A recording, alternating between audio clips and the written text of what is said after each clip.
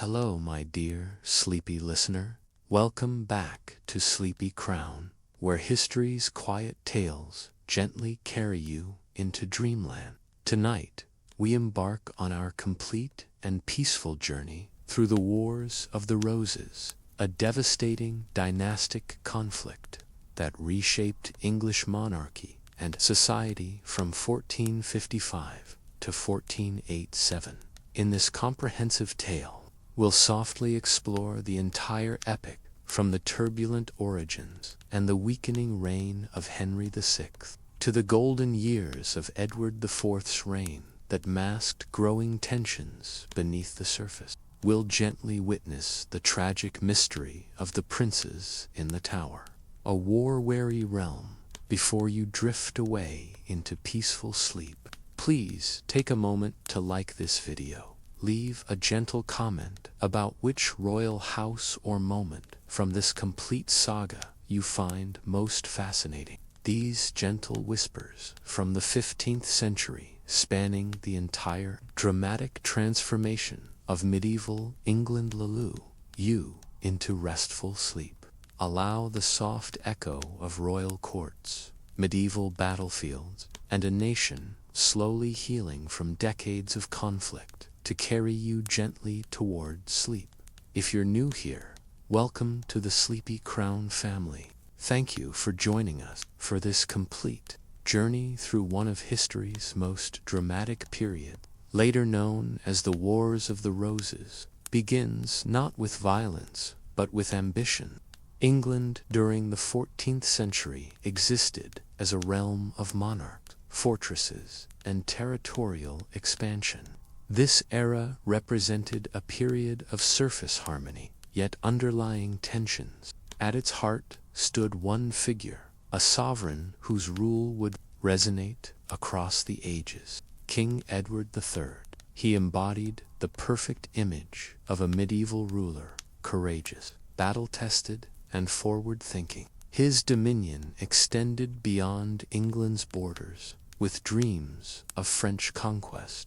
Under his standard, the 100 Years' War commenced, a savage conflict spanning multiple generations. His triumphs in France transformed him into legend, yet within the halls of power, his greatest achievement would become his most terrible burden. Edward III fathered numerous sons, with 5 reaching maturity. These were not passive, obedient successors. They were individuals with their own destinies to forge. The eldest was Edward, called the Black Prince, a warrior of fearsome renown and victor at Poitiers.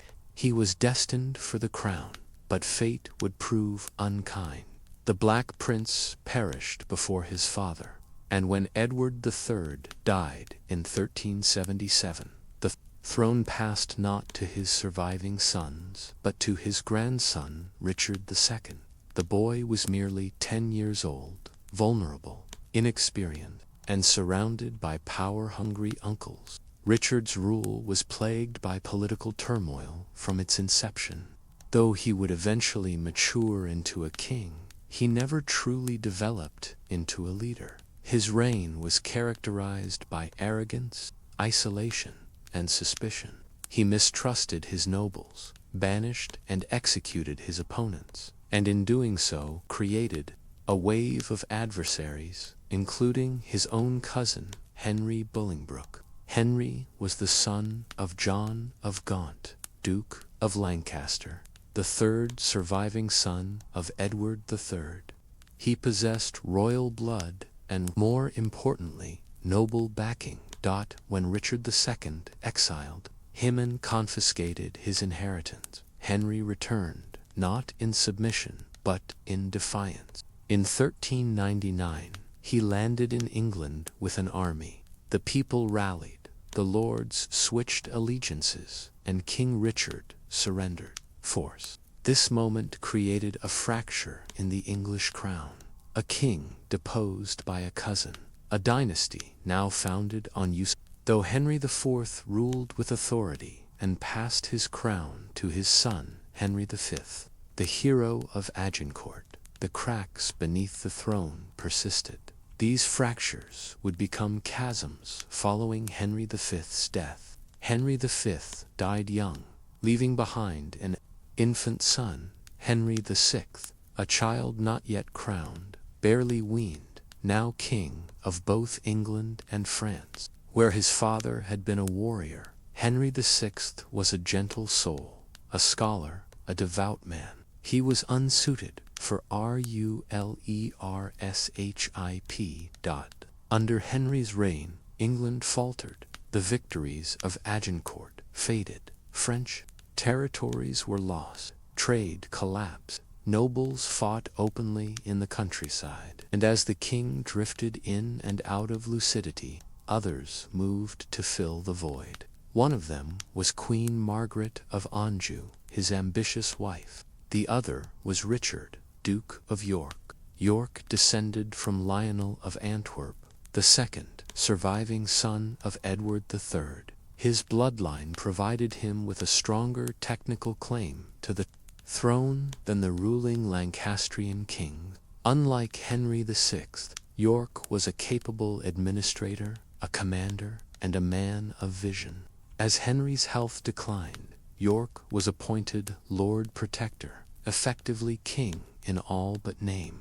For a brief moment, England seemed saved, but it would not last. Queen Margaret, determined to preserve her husband's crown for her son, rallied the Lancastrian nobility against York. Political struggle transformed into open hatred. Rumors spread. Armies gathered, and England stood on the precipice of war. The conflict that was about to erupt was not a simple rebellion. It was family against family, cousin against cousin, each side convinced that they wars spanning 3 decades. We call them the Wars of the Roses. But understand this, the roses were not merely flowers, they were symbols and survival. This was not a single war, but many, a cycle of power, seized and lost. Kings crowned and murdered, children orphaned, thrones stained with blood. Yet it all began with one decision, one break in the chain. When Henry Bolingbroke deposed Richard II, the divine right of kings was shattered, and in its place rose a kingdom ruled by force, fear, and fate.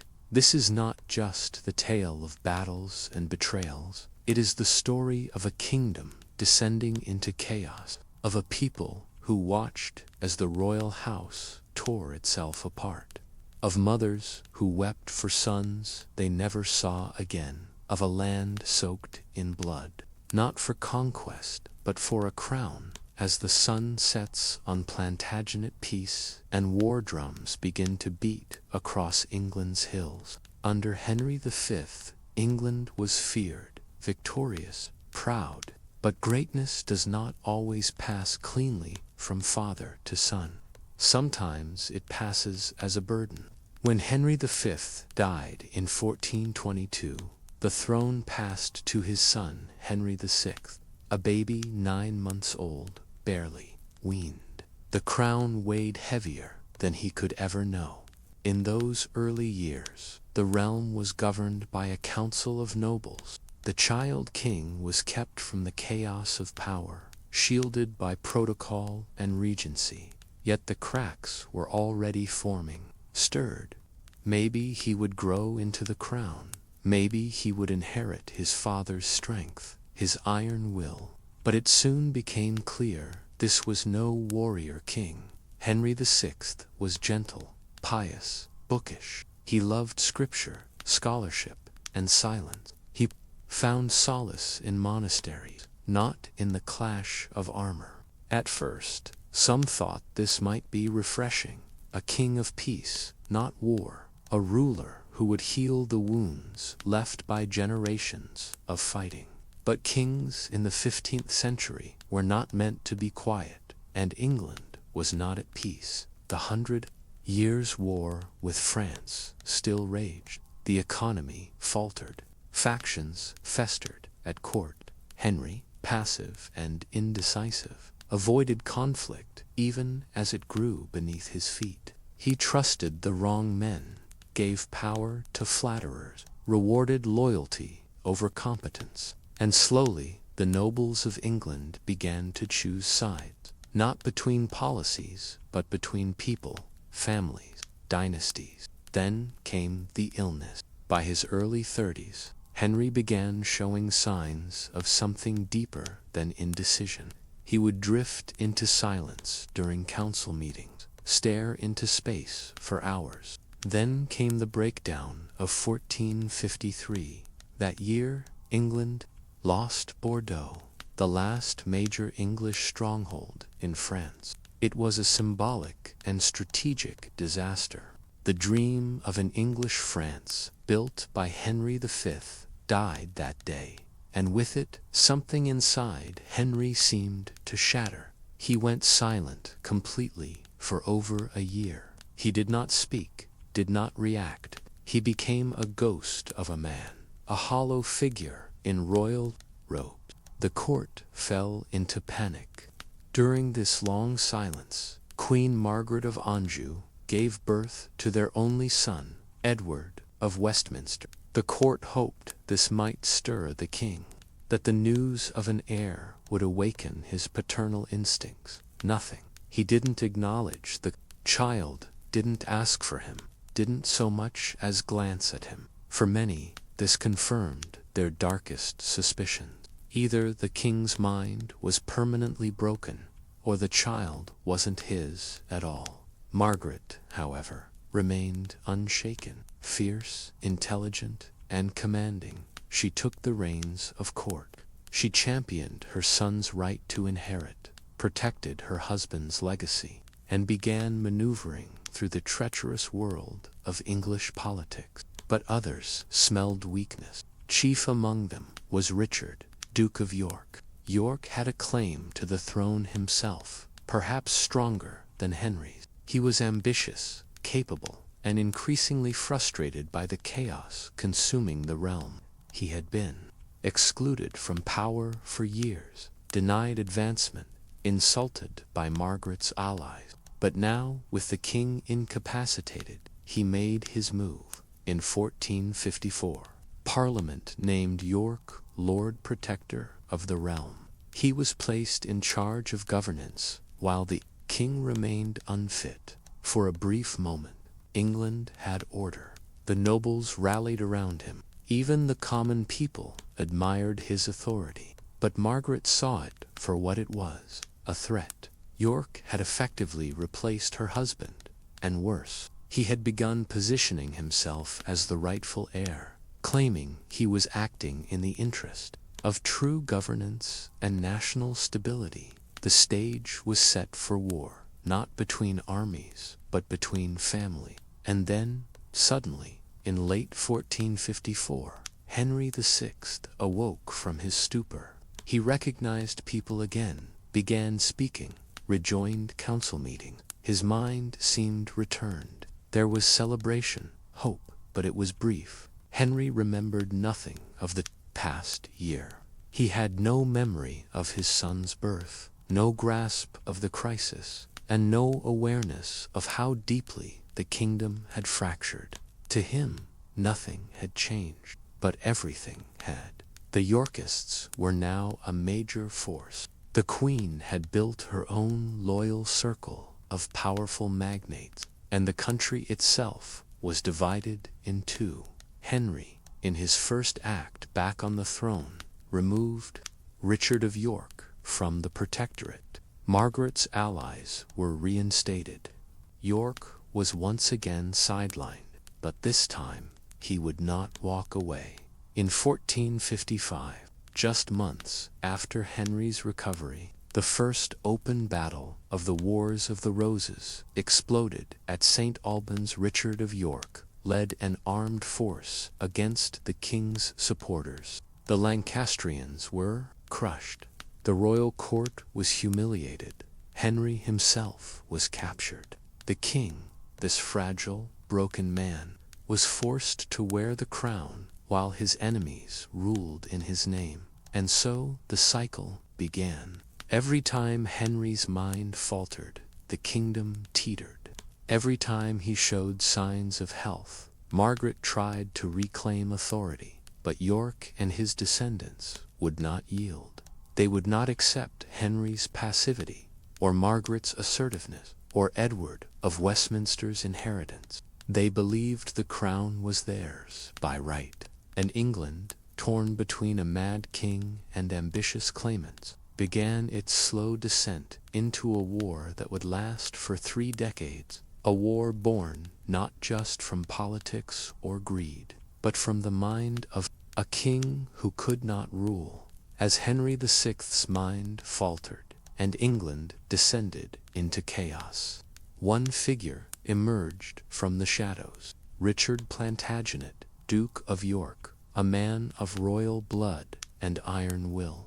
Richard was poised to challenge the fragile Lancastrian reign and alter the course of English history forever. Richard was no stranger to power or politics. Born in 1411, he was a direct descendant of Edward III through both his parents, giving him a legitimate claim to the throne that rivaled, and some argued surpassed, that of the Lancastrian king Henry VI. His family held vast estates and influence in northern England, making him a formidable force even before the madness of Henry began to unravel the realm. Unlike Henry VI's gentle nature, Richard was bold, assertive, and a seasoned soldier. He had spent years in the French campaigns of the 100 Years' War, gaining military experience and respect. He was a man who understood the brutal realities of medieval power, force, loyalty, and strategy. When Henry's health failed completely, in 1453, Richard was appointed Lord Protector of England. This was supposed to be a temporary role, a stewardship to manage the kingdom while Henry recovered. But for Richard, it was more than stewardship. It was an opportunity to reclaim what he believed was rightfully his. Richard's first acts as protector were decisive. He sought to restore order, reduce the corruption that had crept into the court, and address the growing threat from powerful factions vying for influence. Yet despite his strength and leadership, his time in power was marred by constant opposition. Margaret of Anjou, Henry's queen, refused to relinquish her grip on power. She viewed Richard as a usurper and a threat to her son's inheritance. Loyal Lancastrian nobles rallied around her, forming a bitter factional divide that split the kingdom into 2 camps: Yorkists behind Richard and Lancastrians behind Margaret. The tension between these factions grew with each passing year, fueled by personal grievances, political maneuvering, and old family rivalries. At the heart of this conflict was the question of legitimacy. Who had the rightful claim to the English throne? Richard pressed his claim with determination. He argued that Henry VI was unfit to rule due to his mental illness, and that the crown should pass to someone capable and strong. Many nobles agreed, tired of the weakness and chaos that had engulfed the country. But others remained loyal to the Lancastrian cause, bound by oath, family ties, or fear of civil war. England stood on the brink of fragmentation. In 1455, these tensions exploded into open conflict at the First Battle of St. Albans, the first clash of what would become known as the Wars of the Roses. Richard led his forces against the king's loyalists, striking a swift and brutal blow.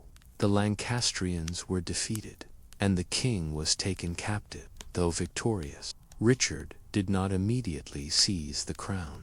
Instead, he reinstated Henry VI as king, but effectively held the real power in his hands. This delicate balance, however, was unstable. Margaret and her supporters refused to accept York's dominance, and the kingdom remained divided. Over the next decade, the struggle between York and Lancaster intensified. Battles erupted across England, St. Albans Heath, Wakefield, Towton, and with each confrontation, the stakes grew higher and the bloodshed more horrific. Richard's sons, Edward and Richard, carried the Yorkist banner with fierce loyalty, continuing their father's fight even after his death on the battlefield. In 1460, Edward would eventually seize the throne as King Edward IV, marking a new chapter in the saga. Richard, Duke of York, was a man driven by duty, ambition, and a belief that England needed a strong king. His rise set the stage for decades of conflict, but also for the eventual transformation of English monarchy. His story is one of boldness. Amid chaos, a powerful force shaping a kingdom on the edge of collapse, the late autumn of 1460 saw England gripped in the icy grasp of civil war. A nation torn between two roses, the white of York and the red of Lancaster. The fragile peace that had followed the first battle of St. Albans was crumbling. Both sides were gathering strength, preparing for the next decisive clash that would determine the fate of the kingdom. This tension culminated in the Battle of Wakefield, a confrontation that would prove to be one of the bloodiest and most consequential of the Wars of the Roses. Richard, Duke of York, had been steadily pressing his claim to the throne. After being named protector of the realm during King Henry VI's bouts of mental illness, Richard's ambitions had grown. By 1460, Richard's political and military maneuvering placed him in direct opposition to Queen Margaret of Anjou, Henry's fierce and determined consort. Margaret, unwilling to allow Richard to usurp her son's crown, marshaled her Lancastrian loyalists for war. The north of England was a crucial battleground. Traditionally Yorkist in sympathy, the region was both Richard's power base and his battlefield. However, by December of that year, the Lancastrians had regrouped and sought to crush Richard's forces once and for all. The confrontation was set near the small town of Wakefield in Yorkshire, a place that would soon be etched into history for its carnage and political fallout. Richard's army, though seasoned and loyal, was significantly outnumbered. Estimates vary, but Lancastrian forces likely outmatched the Yorkists by at least 2-1. The Lancastrian commanders, among them Henry Beaufort, Duke of Somerset, and John Clifford, were ruthless and determined to end the Yorkist challenge decisively. In the days leading up to the battle, there are accounts of strategic deception by the Lancastrians. Some historians suggest that they used misinformation to lure Richard out of his defensive position. Richard, confident in his leadership and desperate to deliver a knockout blow to his enemy, marched his forces to meet them in battle, despite the odds. The Battle of Wakefield took place on a bitterly cold December 30th as the armies clashed. The Yorkists fought with desperation and courage, aware that the outcome could decide the future of England. The Lancastrian forces, larger and better supplied, quickly gained the upper hand. The Yorkists were surrounded and cut down with merciless efficiency. Richard himself was caught in the thick of the fight. According to chroniclers, he fought valiantly to the very end, but was eventually captured. The treatment that followed was brutal and shocking. Richard was executed, his death marked by cruelty and spectacle, meant to intimidate his followers and anyone who dared challenge Lancastrian authority. Richard's severed head was taken to the city of York, where it was displayed on a spike above the city gates, crowned mockingly with a paper crown. This grim symbol was intended as a stark warning. Rebellion would not be tolerated, and the Lancastrian claim was supreme. However, rather than cowing Richard's supporters, this act turned him into a martyr. The death of the Duke of York did not extinguish the Yorkist cause. Instead, it fueled a new fervor for the fight. His eldest son, Edward, Earl of March, stepped forward to lead the Yorkist faction.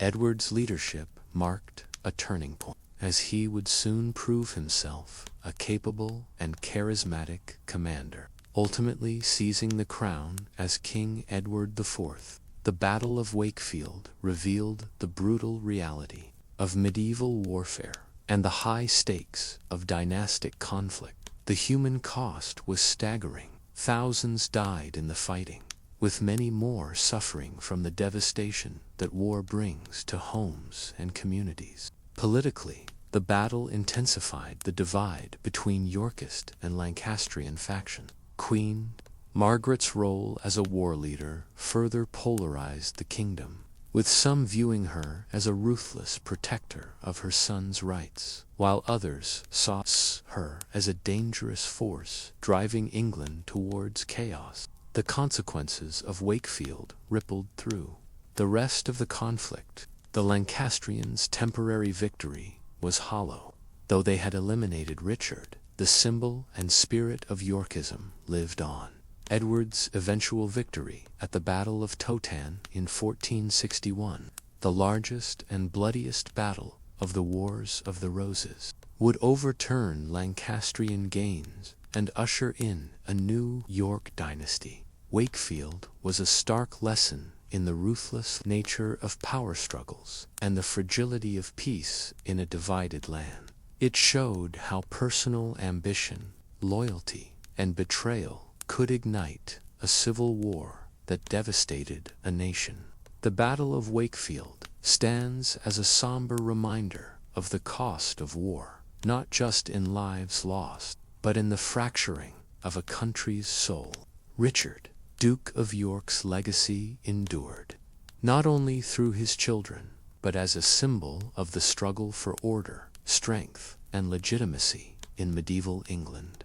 The Battle of Towton, fought on the 29th of March, 1461, remains etched in history as the bloodiest and most pivotal battle of the Wars of the Roses. It was a cataclysmic clash that not only decided the fate of the English crown, but also left a permanent scar on the psyche of a nation ravaged by civil war. Towton was no ordinary battle. It was a brutal, desperate fight on a freezing spring day where thousands of men fought and died with everything on the line: their lives, their loyalties, and the future of England itself. After the devastating Yorkist loss at Wakefield in December 1460, where Richard, Duke of York, was killed and humiliated, the leadership mantle passed to his eldest son, Edward, Earl of March. Edward was only in his early 20s, but he was sharp, ambitious, and possessed a natural charisma that quickly rallied the Yorkist cause. His father's death became the catalyst that fueled Edward's determination to reclaim his family's legacy and assert his right to the English throne. Meanwhile, the Lancastrians, led by the formidable Queen Margaret of Anjou, remained fierce in their determination to protect her husband, King Henry VI, and their young son, Prince Edward. Margaret was not a passive royal consort. She was a relentless and fiery leader who inspired fierce loyalty among her supporters. She was determined to end the Yorkist threat once and for all. Towton was to be the final showdown between these two forces, York and Lancaster, each representing not just a royal house, but a vision of England's future. The stakes could not have been higher.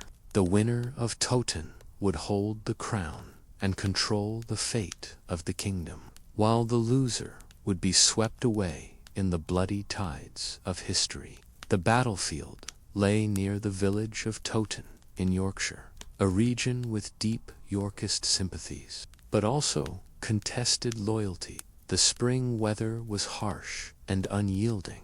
A bitter wind blew across the open field, swirling snow and sleet that stung the faces of the soldiers on both sides. The cold was almost as fierce as the hatred that drove the combatants. Historical accounts estimate that anywhere from 50,000 to 80,000 men were engaged in the battle, making Towton one of the largest and deadliest conflicts ever fought on English soil.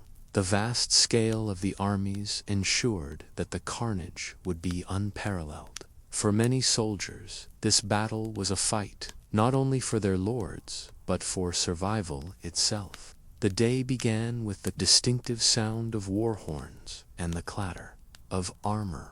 Both sides had deployed their forces with careful strategy. The Lancastrians held the higher ground on a ridge, giving them a tactical advantage. Edward, aware of this disadvantage, devised a bold plan to use the shifting wind to his advantage. The wind was blowing fiercely, a key factor in the coming battle. The Yorkist longbowmen unleashed a deadly barrage of arrows into the Lancastrian ranks. The English longbow was a weapon of terror and precision, capable of firing volleys of arrows that could penetrate armor and decimate tightly packed formations. At Towton, the wind carried the Yorkist arrows with deadly accuracy, while arrows fired by the Lancastrians were blown off course. The skies darkened as thousands of arrows rained down, creating a hailstorm of death. The ground quickly became littered with fallen men and horses, and the air was thick with the sounds of pain, fear, and battle cries. This opening archery duel set the tone for the ferocity and high casualty rate that would follow. Following the arrow volleys, the battle descended into brutal hand-to-hand combat. Knights, men-at-arms, and foot soldiers charged across the fields, clashing with swords, axes, and polearms. The muddy ground was churned up by the thrashing of horses and men, making footing treacherous and exhausting. Edward IV showed remarkable leadership. Mounted on horseback and clad in shining armor, he rode along the front lines, rallying his men with stirring words and fearless example. His youthful energy and determination inspired the Yorkist troops to press on even against overwhelming odds. Despite fierce resistance from the Lancastrians, the Yorkists' momentum grew. The battle was marked by a series of brutal clashes across multiple fronts. Some Lancastrian commanders fought with desperation, knowing that defeat would mean ruin for their cause. The fight spilled over several miles, turning Towton into a sprawling, chaotic melee, where soldiers often found themselves cut off from their units. The noise was deafening, the clash of steel, the screams of the wounded, and the roar of the fighting men. As the battle wore on, the Lancastrian lines began to falter. Exhaustion, the toll of arrow fire, and Edward's tactical prowess contributed to a gradual Yorkist advantage. Many Lancastrian soldiers broke ranks and fled, only to be hunted down in the pursuit that followed. The aftermath was horrific. Estimates suggest that over 20,000 men died on the battlefield. That day, almost unimaginable numbers for the medieval period. The bodies of soldiers and horses covered the snowy field, weapons scattered amidst the carnage. Rivers nearby were said to have run red with blood. The scale of the slaughter at Towton shocked contemporaries and left a lasting impact on England's collective memory. Chroniclers described it as a battle of death, with scenes of unimaginable brutality and suffering. Politically, Towton was a turning point. Edward was swiftly proclaimed King Edward IV, marking the beginning of the Yorkist dynasty's ascendancy. His coronation was a powerful statement of his legitimacy and the success of the Yorkist cause. However, the Lancastrian faction was not completely extinguished. Queen Margaret of Anjou and Prince Edward fled into exile, but vowed to continue fighting. The war, though decisively tilted towards the Yorkists, was far from over. Towton also revealed important changes in medieval warfare. The battle showcased the devastating effectiveness of the English longbow and the importance of leadership, morale, and tactical innovation. It was a precursor to the evolving nature of warfare that would eventually lead to the decline of heavily armored knights and the rise of more disciplined infantry and ranged weapons. The Battle of Towton remains a symbol of sacrifice, courage, and the tragic cost of dynastic conflict. It serves as a stark reminder of how power struggles can tear apart a nation and how the pursuit of a crown can lead to unimaginable bloodshed. Towton's legacy is not only written in the pages of history, but also in the memory of those who fought and died on that frozen field, a testament to the brutality of civil war and the fierce determination of those who fought for the future of England. With the crushing victory at Towton, Edward IV ascended to the throne, heralding a new chapter in the Wars of the Roses. His reign, while initially marked by strength and determination, was also fraught with fragility, political intrigue, and continuing conflict that reflected the deep divisions tearing England apart. Edward IV was unlike many kings before him. At just 18 years old when he was crowned, he combined youthful energy with a keen strategic mind. His reign began with an immediate need to consolidate power and establish authority over a fractured kingdom. The devastation of Towton had shifted the balance in favor of the Yorkists, but many Lancastrian loyalists remained scattered and defiant.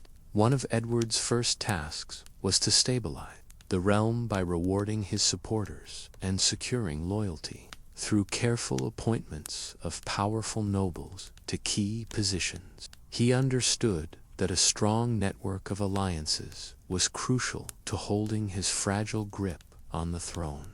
His court quickly became a center of political maneuvering, where loyalty was both rewarded and tested.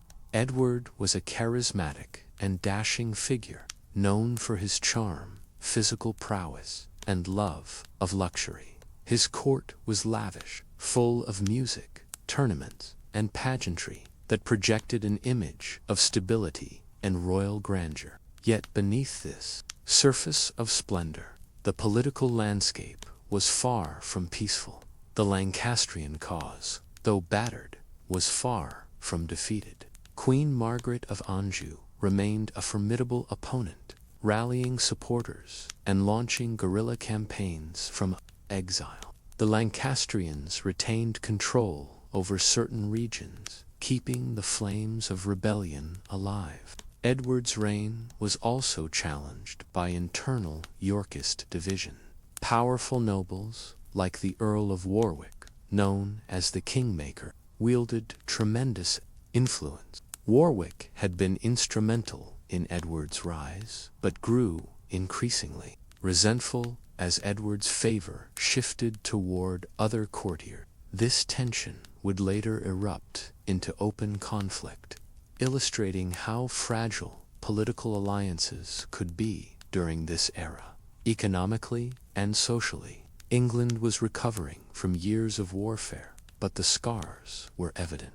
Many lands had been ravaged, populations displaced, and resources drained. The burden of war weighed heavily on common folk who struggled to rebuild their lives amidst ongoing uncertainty. Religious institutions played a significant role during this time, offering sanctuary and support, but also becoming entwined in political affairs. monasteries and churches often acted as centers of both spiritual guidance and political influence, mediating between warring factions. Despite the constant threat of renewed fighting, Edward IV worked to implement policies aimed at strengthening royal authority and restoring order. He negotiated with powerful nobles, managed complex feudal relationships, and sought to project an image of a just and capable ruler. The king's military campaigns continued, though none matched the scale or bloodshed of Towton. Skirmishes and localized battles flared across the countryside, reminding everyone that the war was far from over. Edward's ability to respond swiftly and decisively to these threats was crucial in maintaining his reign.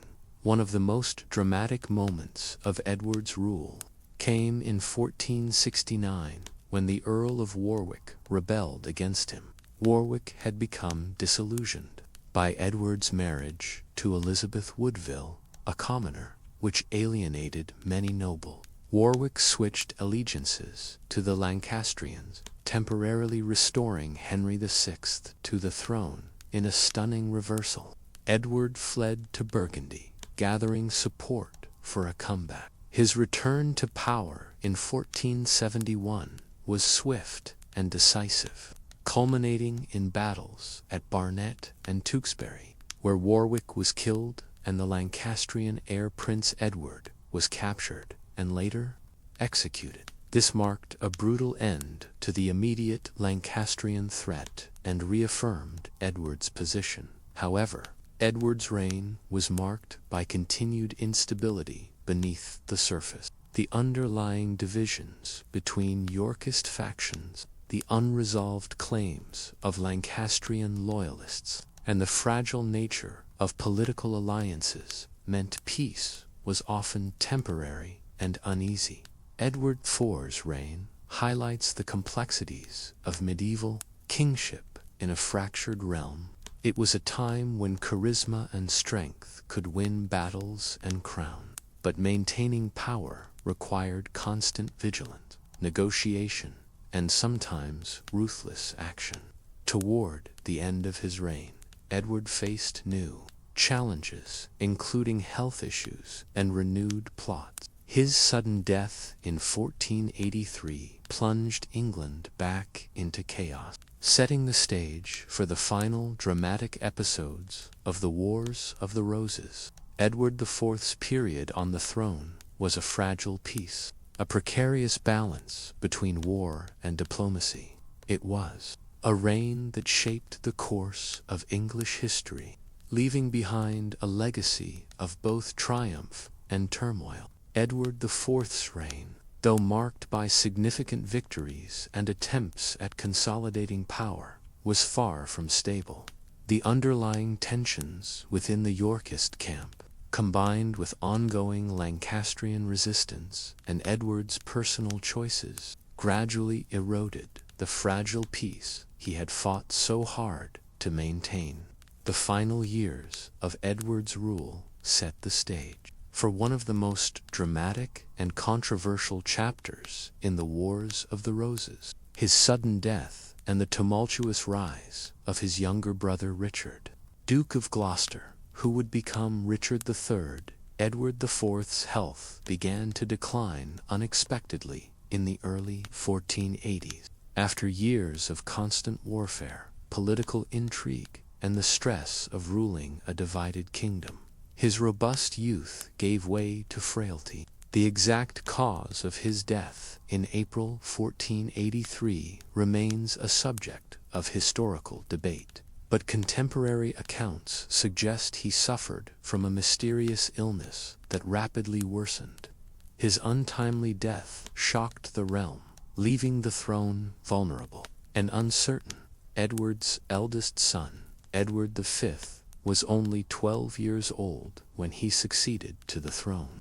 This boy king's youth and inexperience made the kingdom ripe for power struggles. In medieval England, a minor ruler was often a figurehead, with real power wielded by regents or powerful nobles. It was in this volatile environment that Richard, Duke of Gloucester, stepped forward. Initially as protector and guardian to his nephew, Richard was a figure both feared and admired. Known for his fierce loyalty to the Yorkist cause and his reputation as a skilled warrior, he had earned the trust of many nobles, yet his ambition was equally well known. Richard's role in the new regime was critical. The kingdom needed a strong leader to maintain order and keep the Lancastrian threat at bay. However, the peaceful transition of power was not to be. Rumors began to swirl about the legitimacy of Edward V's claim to the throne. Whispers grew louder that Edward IV's marriage to Elizabeth Woodville was invalid, rendering their children illegitimate and unfit to inherit the crown. These rumors, whether politically motivated or grounded in truth, provided the foundation for Richard's controversial claim. In June 1483, Edward V was lodged in the Tower of London, the traditional place for royal prisoners, but also the customary residence for monarchs awaiting coronation. His stay there, however, was ominous. Richard, exercising his authority as Lord Protector, quickly moved to consolidate power, sidelining the boy king and his supporters. Shortly thereafter, the princes in the Tower, Edward V and his younger brother Richard, Duke of York, vanished. From public view, their disappearance remains one of England's most enduring mysteries. It is widely believed that they were murdered, though the precise circumstances and perpetrators remain uncertain. Many contemporaries suspected Richard III, though historians debate the extent of his involvement. Richard's assumption of the throne was swift and decisive. In July 1483, he was declared King Richard III by Parliament, legitimizing his claim through the act known as Titulus Regis, which annulled Edward IV's marriage and declared his children illegitimate. Richard was crowned amidst controversy, his reign shadowed by the suspicion and fear stirred by the fate of the princes. Richard III's rule was a complex and troubled one. On one hand, he was a capable administrator and military leader. He took immediate steps to strengthen royal authority, improve justice, and quell dissent. He held several parliaments and worked to stabilize the realm after years of near-constant warfare. On the other hand, Richard's legitimacy and reputation were continually challenged. His enemies branded him a usurper and tyrant, accusing him of ruthless ambition and cold-blooded murder.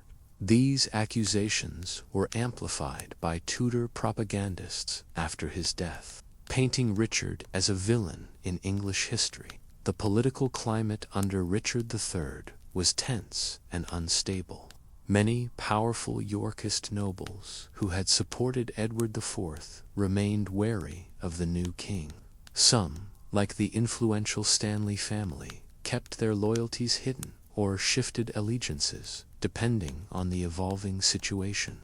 In the north of England, Richard had strong support, particularly among the traditional Yorkist loyalists. However, in the south and west, many nobles were discontented and saw Richard's rule as an opportunity to revive Lancastrian ambitions or pursue their own agendas. Meanwhile, the Lancastrian cause was far from extinguished. Henry Tudor, a distant relative of the Lancastrian line living in exile in Brittany and France, had become the figurehead for opposition to Richard III. His claim was weaker than that of the princes in the Tower, but his supporters rallied around him as a unifying symbol of resistance. The final years of Richard's reign were dominated by the looming threat of invasion. Henry Tudor gathered support from disaffected nobles and foreign allies, promising to end the civil strife and bring peace. to England. Richard, aware of this threat, prepared his forces for the inevitable confrontation. The stage was set for the decisive battle that would determine the fate of the kingdom, the Battle of Bosworth Field. Before the battle, Richard demonstrated his leadership by rallying his troops and attempting to secure loyalty from wavering nobles. However, the political maneuvering and personal ambitions of key figures played a crucial role in the outcome at Bosworth. Richard's forces faced Henry Tudor's army in a clash that was as much about loyalty and betrayal as it was about military might. The battle was fiercely contested, but Richard was ultimately defeated. Legend has it that Richard fought valiantly, famously declaring, a horse, my kingdom for a horse," before falling in combat. Richard III's death marked the end of the Plantagenet dynasty and the Wars of the Roses, ushering in the Tudor era with Henry VII's ascent to the throne. Richard's controversial reign and mysterious death have inspired centuries of debate, literature, and speculation, solidifying his place as one of England's most enigmatic monarchs. The fall of Edward IV and the rise of Richard III revealed the volatile nature of medieval power, where legitimacy, ambition, and loyalty intertwined in deadly ways. The fate of the princes, the shifting allegiances, and the brutal conclusion at Bosworth all underscore the human drama and political complexity of this period. The Battle of Bosworth Field stands as one of the most pivotal moments in English history, a brutal climax to the decades-long conflict known as the Wars of the Roses. This battle was not only a military confrontation, but a profound turning point that reshaped the monarchy and set the stage for the Tudor dynasty. To fully appreciate the magnitude of Bosworth, we must explore the events leading up to the battle, the key figures involved, the battle itself, and its lasting aftermath. By the summer of 1485, the country was weary. Years of civil war had drained resources, divided families, and destabilized the realm. Richard III's reign, though marked by attempts to consolidate power and restore order, was fraught with distrust and opposition.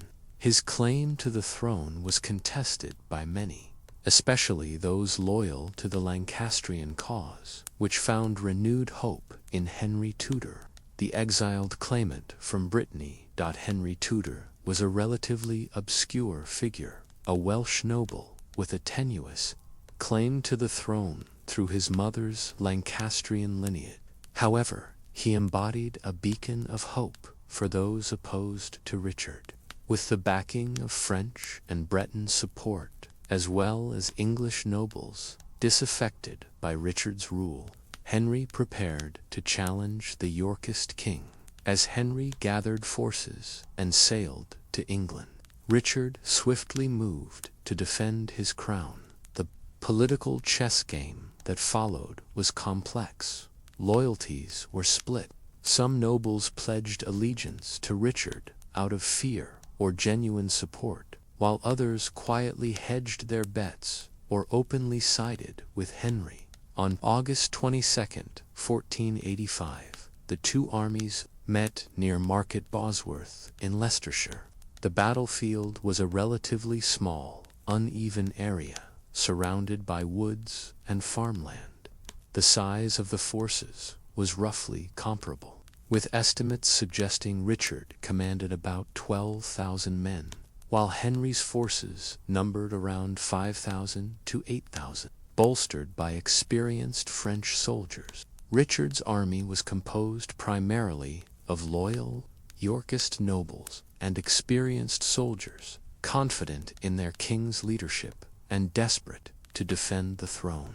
Henry's troops, although fewer in number, were motivated by the promise of a new order and the hope of ending decades of bloodshed. The battle began with skirmishes and probing attacks, but soon escalated into a fierce and chaotic melee. Richard personally led his troops with characteristic bravery and determination, seeking to strike a decisive blow against Henry's forces. One of the defining moments came when Richard spotted Henry Tudor on the battlefield. Recognizing that capturing or killing Henry would end the conflict swiftly, Richard led a bold charge directly toward the Lancastrian leader. This audacious move demonstrated Richard's fearless nature, but also exposed his forces to danger. The tide of the battle turned dramatically when key Yorkist allies, notably Lord Stanley and his brother Sir William Stanley, who commanded a substantial number of troops, chose to switch sides. Their betrayal was critical, allowing Henry's forces to surround Richard and overwhelm his army. Richard fought valiantly to the very end. According to historical accounts and popular legend, he cried, a horse, my kingdom for a horse," desperately seeking a mount to continue the fight. Despite his fierce resistance, Richard was struck down, killed in battle at the age of 32.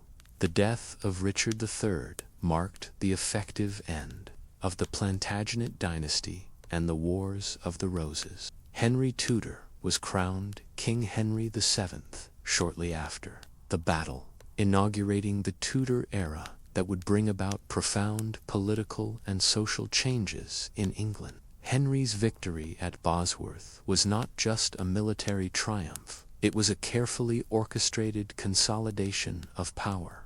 Understanding the fragile nature of his claim, Henry sought to unite the warring factions through strategic marriages and political reform. The most symbolic of these was his marriage to Elizabeth of York, Edward IV's eldest daughter, which united the Lancastrian and Yorkist houses and gave birth to the iconic Tudor rose, a symbol of reconciliation. The Battle of Bosworth also highlighted the evolving nature of warfare and politics in late medieval England. It underscored the importance of loyalty, betrayal, and the shifting allegiances of powerful nobles who often acted as kingmakers. Moreover, Bosworth signaled the end of an era where royal succession was frequently contested through brutal civil wars. Henry VII's reign established a more centralized monarchy with increased authority vested in the crown and diminished power. For fractious nobles, the battle's impact extended beyond politics. It influenced English culture, literature, and the popular imagination. Shakespeare's play Richard III immortalized the fallen king as a tragic villain, shaping centuries of perceptions and interpretations. One of the most fascinating and complex figures of the Wars of the Roses was Richard Neville, 16th Earl of Warwick, known to history as the Kingmaker. His story is one of power, ambition, loyalty betrayed, and the dangerous game of medieval politics. Warwick's influence was so great that he literally made and unmade kings, earning his famous nickname and demonstrating how a single noble could alter the course of English history. Richard Neville was born into one of the most powerful families in England. The Nevilles had vast estates, strong military forces, and deep political connections that made them indispensable to any monarch seeking to maintain power.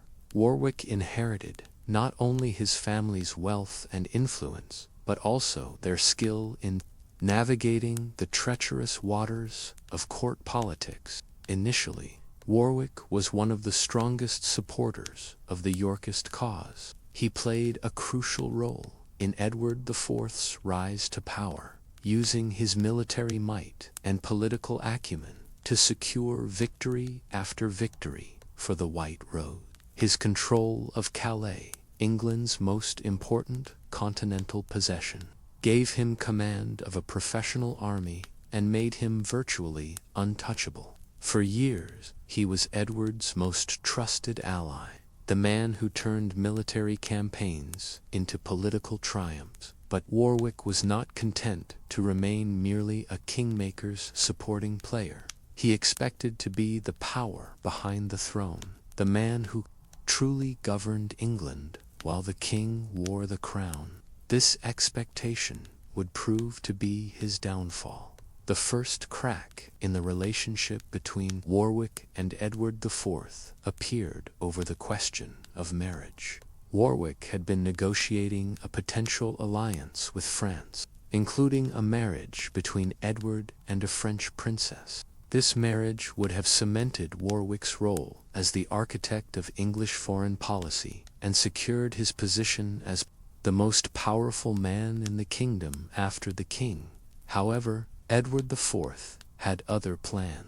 In 1464, he secretly married Elizabeth Woodville, a widow of modest, noble birth, whose family had previously supported the Lancastrian cause. This marriage was a political earthquake. Not only did it embarrass Warwick, who had been promising the French a royal marriage alliance, but it also brought a new faction into the heart of English politics. The Woodville family quickly began to accumulate power and influence. Elizabeth's relatives received important positions, wealthy marriages, and significant land grants. For Warwick, who had expected to control access to the king and manage the distribution of royal favor, this was an intolerable challenge to his authority. The tensions between Warwick and the Woodvilles escalated over the following year. Foreign policy became another battleground.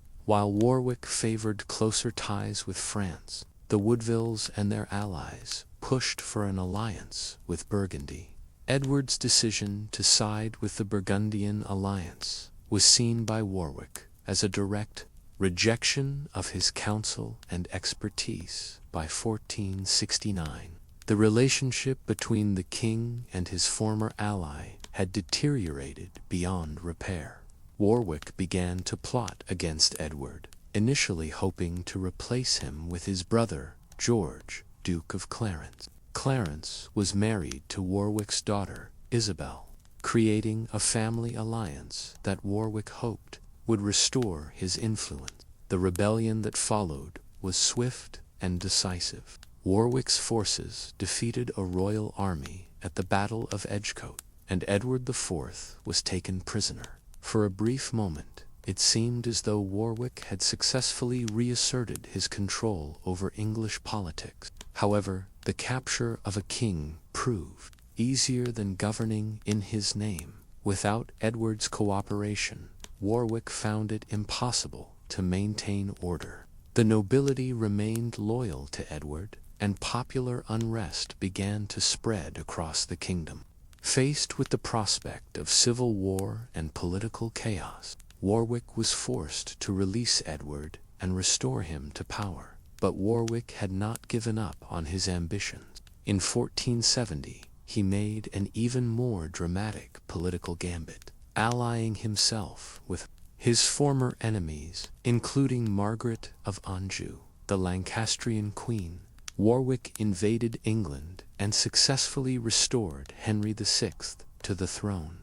This period, known as the Readeption of Henry VI, represented the height of Warwick's power, but also the beginning of his ultimate downfall. The alliance between Warwick and the Lancastrians was always fragile. Old hatreds and mutual suspicions undermined their cooperation from the beginning. More importantly, Edward IV had not simply accepted defeat. With the support of his brother-in-law, Charles the Bold of Burgundy, 1471. It was a battle fought in thick fog, where visibility was so poor that soldiers could barely see their enemy. In the confusion, some of Warwick's forces began attacking each other, mistaking allies for enemies due to the similarity of their banners. Warwick died in the battle, killed while trying to reach his horse and escape the field. His death marked the end of one of the most remarkable political careers in English history. The man who had made and unmade kings, who had controlled armies and dictated foreign policy, who had seemed powerful enough to reshape England according to his will, died in a muddy field, abandoned by many of his former allies. The story of Warwick the Kingmaker illustrates the volatile nature of power during the Wars of the Roses. It shows how personal relationships, family connections, and individual ambitions could determine the fate of kingdom. Warwick's rise and fall also demonstrate the limits of noble power in late medieval England. Despite his wealth, military strength, and political skill, he ultimately could not govern without the cooperation of the king and the broader nobility. Legacy lived on in the political structures and lessons learned from his career. Future monarchs would be more careful about allowing any single noble to accumulate too much power. The centralization of authority that characterized the Tudor period can be seen, in part, as a response to the chaos that figures like Warwick could create. The Battle of Towton, fought on Palm Sunday, March 29, 1461, stands as perhaps the most significant and certainly the bloodiest single engagement of the Wars of the Roses. This massive confrontation between the houses of York and Lancaster would determine not just the immediate fate of the English crown, but the direction of English history for generations to come. By early 1461, the conflict between the rival claimants to the throne had reached a critical juncture. The recent death of Richard, Duke of York, at the Battle of Wakefield had seemed to deliver a crushing blow to the Yorkist cause. However, his son, Edward, Earl of March, had proven himself a capable military leader and charismatic figure who could rally the Yorkist forces for one final, decisive push. The Lancastrian forces, led by Queen Margaret of Anjou and her military commanders, controlled much of northern England and held the captive king. The stage was set for a confrontation that would involve more soldiers than any previous battle in the Civil War. The armies that converged on the fields near Towton were massive by medieval standards. Contemporary estimates suggest that between 50,000 and 80,000 men participated in the battle, making it one of the largest military engagements ever fought on English soil. The Yorkist army, led by the 18-year-old Edward Day, consisted of troops drawn from across England, including many who had rallied to the White Rose after the disaster at Wakefield. The Lancastrian army was equally impressive, commanded by experienced nobles including Henry Beaufort, Duke of Somerset, and Henry Percy, Earl of Northumberland. These were seasoned warriors who had fought in previous battles of the Civil War and understood the stakes involved in this confrontation. The battle began in a snowstorm, with bitter winds whipping across the Yorkshire plateau. This weather would prove to be a crucial factor in the engagement that followed. The Lancastrian archers, firing against the wind, found their arrows falling short of their target. This initial archery exchange was devastating for the Lancastrians. Thousands of arrows rained down on their formations, causing heavy casualties. Before the hand-to-hand fighting even began, the psychological impact was enormous. Soldiers watching their comrades fall around them before they could even engage, the enemy began to lose confidence in their cause. When the melee fighting began, it was characterized by a brutality that shocked even contemporary observers accustomed to medieval warfare. Unlike many medieval battles, which could be decided relatively quickly Once one side gained an advantage, Towton continued for hours. The combatants fought with a desperation born of the knowledge that this battle would likely decide the war, once and for all. Edward IV demonstrated remarkable leadership throughout the battle.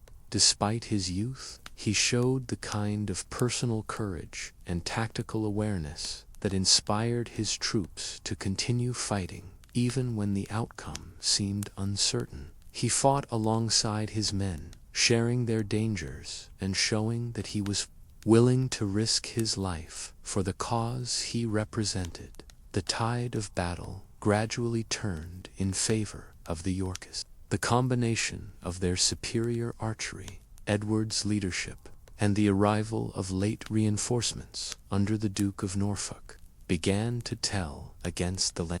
What had begun as an organized battle gradually devolved into a rout. Contemporary chroniclers reported that the retreat turned into a massacre, with fleeing soldiers cut down as they tried to escape across the surrounding countryside. Rivers and streams were said to run red with blood, and the fields were littered with so many corpses that the local population was still discovering bodies years later.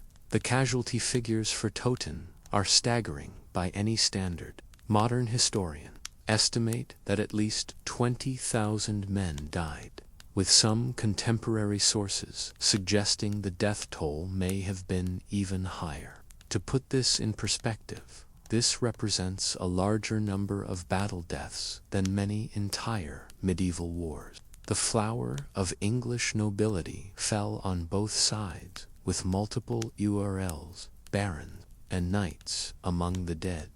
The political consequences of Towton were immediate and far-reaching. Edward's victory was so complete that it effectively ended organized Lancastrian resistance for more than a decade. Henry VI, Margaret of Anjou, and their son Prince Edward were forced to flee to Scotland, leaving Edward to be crowned as King Edward IV without serious opposition. The battle also marked a significant shift in the nature of medieval warfare. The scale of the armies involved, the duration of the fighting, and the casualty rates all suggested that warfare was becoming more destructive and total in nature. The chivalric ideals that had traditionally limited the brutality of conflict between nobles were clearly breaking down.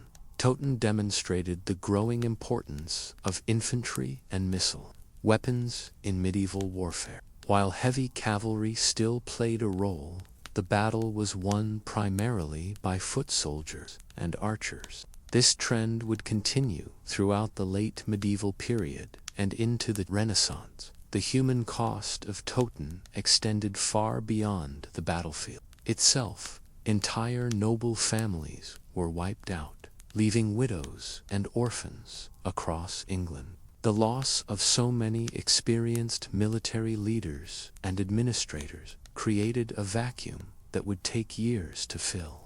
Many regions of the country were left without effective local governance as their traditional rulers lay dead on the Yorkshire fields for Edward IV. The victory at Towton provided the legitimacy and security he needed to establish his dynasty. However, it also created expectations that would prove difficult to fulfill. Having won his crown through such a decisive military victory remains a watershed moment in English history. It ended the first phase of the Wars of the Roses decisively in favor of the Yorkists and established Edward IV as an undisputed king. However, the seeds of future conflict remained embedded in the very completeness of the Yorkist victory. The hatred and desire for revenge created by such a devastating defeat would eventually lead to renewed civil war and the ultimate downfall of the Yorkist dynasty. In the immediate aftermath of the battle, however, Edward IV could claim to have achieved what few medieval kings managed: a complete military victory over his domestic enemies that left him free to govern without serious challenge. The question that remained was whether he could use this opportunity to create lasting peace, or whether the cycle of violence and revenge would continue to plague England. One of the most extraordinary and dramatic episodes in the Wars of the Roses was the brief restoration of Henry VI to the throne in 1472-1471, an event known to historians as the Readeption of Henry VI. This remarkable turn of events saw the mentally fragile Lancastrian king, who had been imprisoned in the Tower of London for nearly 6 years, suddenly restored to power through an unlikely alliance between former enemies. The architect of this dramatic reversal was Richard Neville, Earl of Warwick, the same man who had been instrumental in placing Edward IV on the throne nearly a decade earlier. Warwick's transformation from Edward's greatest supporter to his most dangerous enemy illustrates the volatile and personal nature of medieval politics. The seeds of Warwick's rebellion lay, as we have seen. Warwick had expected to remain the power behind the throne, the man who would effectively govern England while Edward wore the crown. Instead, Edward had begun to assert his own authority, making decisions about marriage, foreign policy, and the distribution of royal favor without consulting his former mentor. The breaking point came with Edward, and the subsequent rise of her family to positions of power and influence. For Warwick, this represented not just a personal slight, but a fundamental challenge to his vision of how England should be governed. He had invested too much in the Yorkist cause to accept being sidelined by a group of relative newcomers to the nobility. Warwick's first attempt at rebellion in 1469 had failed, not because he lacked military strength, but because he had underestimated the complexity of governing in opposition to the legitimate king. His temporary capture of Edward IV had created more problems than it solved. If he could not control Edward IV, perhaps it was time to replace him entirely. This led to one of the most unlikely political alliances in English history, a partnership between Warwick and Margaret of Anjou, the Lancastrian queen who had been his bitter enemy for more than a decade. The negotiations that brought about this alliance were facilitated by Louis XI of France. Louis understood that a restored Henry VI would be far more dependent on French support than the increasingly independent Edward IV. For Margaret of Anjou to the throne and her son Prince Edward recognized as the heir, despite her personal hatred for the man who had been responsible for so many Lancastrian defeats, she was pragmatic enough to work with anyone who could help achieve her goals. Warwick's invasion of England. Edward IV, caught off guard by the speed of the attack and the defection of key supporters, found himself unable to mount an effective defense. The loyalty that had seemed so solid after Towton proved to be surprisingly fragile when tested by a determined and well-organized challenge. The most significant defection was that of John Neville, Marquis of Montague, Warwick's brother, who had remained loyal to Edward IV even during his brother's rebellion. Montague's decision to join Warwick's cause brought with him a substantial military force and dealt a devastating blow to Edward's position in northern England. Faced with the collapse of his support, Edward IV made the difficult decision to flee England rather than fight a potentially hopeless battle. Accompanied by his younger brother, Richard, Duke of Gloucester, and a small group of loyal followers, Charles the Bold, the restoration of Henry VI was both triumphant and tragic. The former king, now in his late 40s and showing clear signs of mental deterioration, was brought from the Tower of London and formally reinstated as monarch. Contemporary accounts describe him as confused and uncertain, requiring constant guidance from his supporters. Warwick found himself, while maintaining the fiction that Henry VI was the legitimate king. This arrangement satisfied neither the pragmatic requirements nor the theoretical principles of medieval monarchy. Henry's obvious unfitness for rule made it difficult to maintain the pretense that the Restoration represented a return to legitimate government. The Readeption government faced immediate challenges that Warwick struggled to address effectively. The nobility remained divided, with many former Yorkist supporters unwilling to accept the new regime but also reluctant to openly oppose it. Trade and commerce, which had flourished under Edward IV's more stable rule, began to suffer as uncertainty about the political future discouraged investment and long-term planning. More seriously, the alliance between Warwick and the Lancastrians proved to be inherently unstable. The two sides had fundamentally different visions for England's future, and their cooperation was based purely on mutual convenience rather than shared principles. Death led a faction of Lancastrians who were unwilling to trust their former enemy. Foreign relations. While France provided some support, other European powers remained skeptical about the stability and legitimacy of the restored regime. Four's exile in Burgundy was relatively brief, but crucial for his eventual return to power. Charles the Bold, despite initial reluctance to openly support his brother-in-law, sufficient incentive for Charles to risk French displeasure. Edward's return to England in March 1471 was initially cautious, with his forces landing in Yorkshire and claiming only to seek restoration of his ducal rights rather than the crown itself. This careful approach allowed him to gather support without immediately provoking a massive military response from the Readeption government. The key moment in Edward's restoration came with the defection of his brother George, Duke of Clarence, who abandoned Warwick and rejoined his brothers. Clarence's decision was motivated partly by family loyalty, but also by momentum. Warwick's support, which had seemed so solid during the initial invasion, proved to be shallow and conditional. Many of his followers were motivated more by opposition to Edward IV's policies than by genuine support for Henry VI's restoration.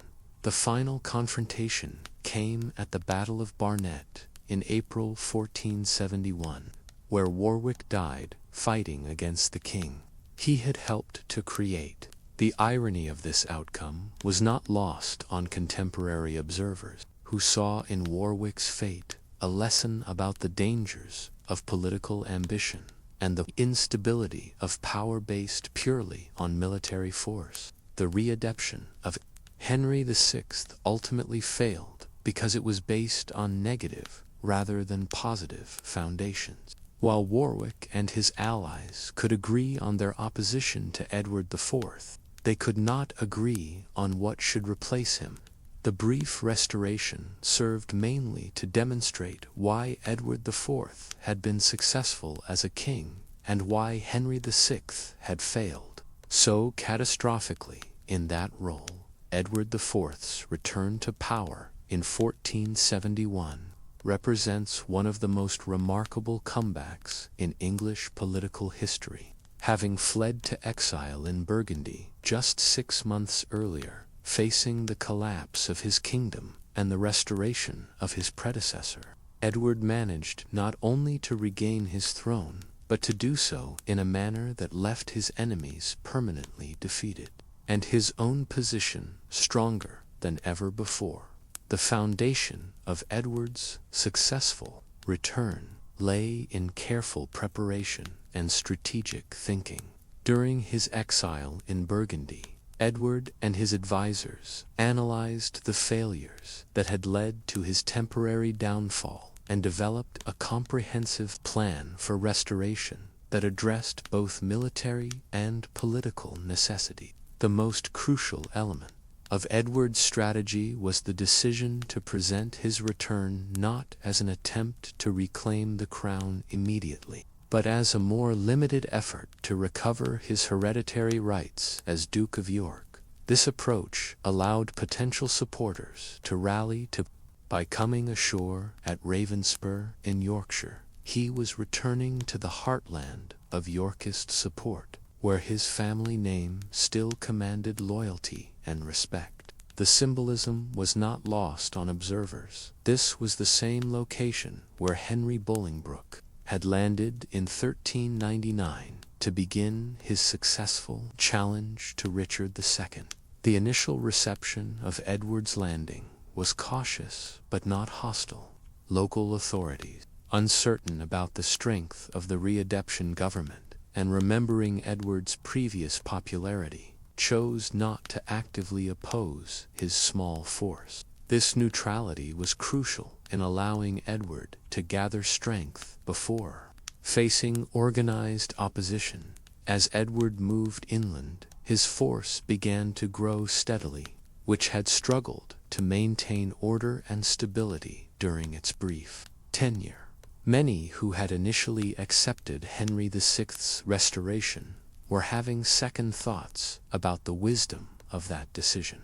The turning point in Edward's campaign came with the decision of his brother, George, Duke of Clarence, to abandon Warwick and rejoin the Yorkist cause. Clarence's defection was a devastating blow to Warwick's position, both militarily and psychologically. It demonstrated that even Warwick's closest allies were beginning to doubt his ability to maintain power. Clarence's change of sides was motivated by a complex mixture of family loyalty, political calculation, and personal interest. His marriage to Isabel Neville had tied him to Warwick's cause, but his position as Edward's brother and potential heir to the Yorkist claim created conflicting loyalties that ultimately resolved in favor of blood relationships. The reunion between Edward and Clarence was carefully orchestrated to maximize its political impact. Contemporary chroniclers described emotional scenes of brotherly reconciliation that were designed to emphasize the restoration of. Added to his own, Edward was strong enough to advance on London with confidence. The capital's reception of his approach would be crucial in determining the success of his restoration attempt. London's merchants and citizens had generally prospered under Edward's previous rule and had little reason to support the uncertain alternative represented by the Readeption government. Warwick's response to Edward's return was hampered by strategic difficulties and political constraints. His forces were scattered across the kingdom, and the speed of Edward's advance made it difficult to coordinate an effective defense. More fundamentally, the shallow nature of support for the Readeption became apparent as potential allies chose to remain neutral rather than fight for a cause they had never enthusiastically embraced. The Battle of Barnet, fought on Easter Sunday, 1471, was the decisive engagement that determined the fate of both Edward's restoration and Warwick's political career. The battle was fought in thick fog that created confusion and contributed to the collapse of Warwick's forces when some of his troops began attacking each other in the poor visibility. Warwick's death at Barnet was both personally tragic and politically decisive. The man who had been known as the Kingmaker died trying to reach his horse. His death marked the end of an era in which individual nobles could make and unmake kings through the force of their personal following. But Edward's restoration was not yet complete. Even as he celebrated victory at Barnet, news arrived. Margaret of Anjou had finally landed in England with Prince Edward and was gathering forces in the west. The Lancastrian cause, which had seemed finished with Warwick's death, suddenly showed signs of renewed life. The final confrontation of Edward's restoration campaign came at the unlike many medieval battles where defeated nobles could expect to be ransomed rather than killed. Tewkesbury saw the systematic elimination of the Lancastrian leadership. Prince Edward, the Lancastrian heir, whose future had been the primary motivation for his mother's long struggle, was killed in the battle. His death effectively ended the legitimate Lancastrian line and removed the possibility of future challenges based on hereditary right. The brutal aftermath of Tewkesbury, which saw the execution of captured Lancastrian nobles, demonstrated Edward's determination to end the cycle of rebellion and counter-rebellion that had plagued his reign. The final act of Edward's restoration was the death of Henry VI himself, which occurred in the Tower of London shortly after the Battle of Tewkesbury. Official accounts claimed that the former king died of melancholy upon hearing of his son's death, but few contemporaries believed this explanation. Opposition could rally. Edward's successful restoration demonstrated remarkable political and military skill, but it also established precedents that would prove significant for the future of English monarchy.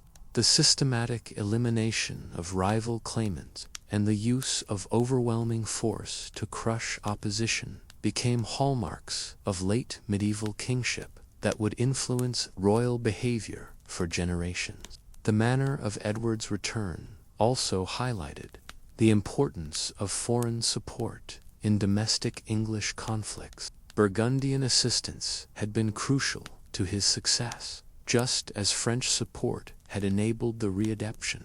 This internationalization of English civil conflict would continue to be a factor in subsequent political crises. Perhaps most significantly, Edward's restoration marked the definitive end of the first phase of the Wars of the Roses. The deaths of Warwick, Prince Edward, and Henry VI eliminated the most credible alternative sources of authority to Edward's rule.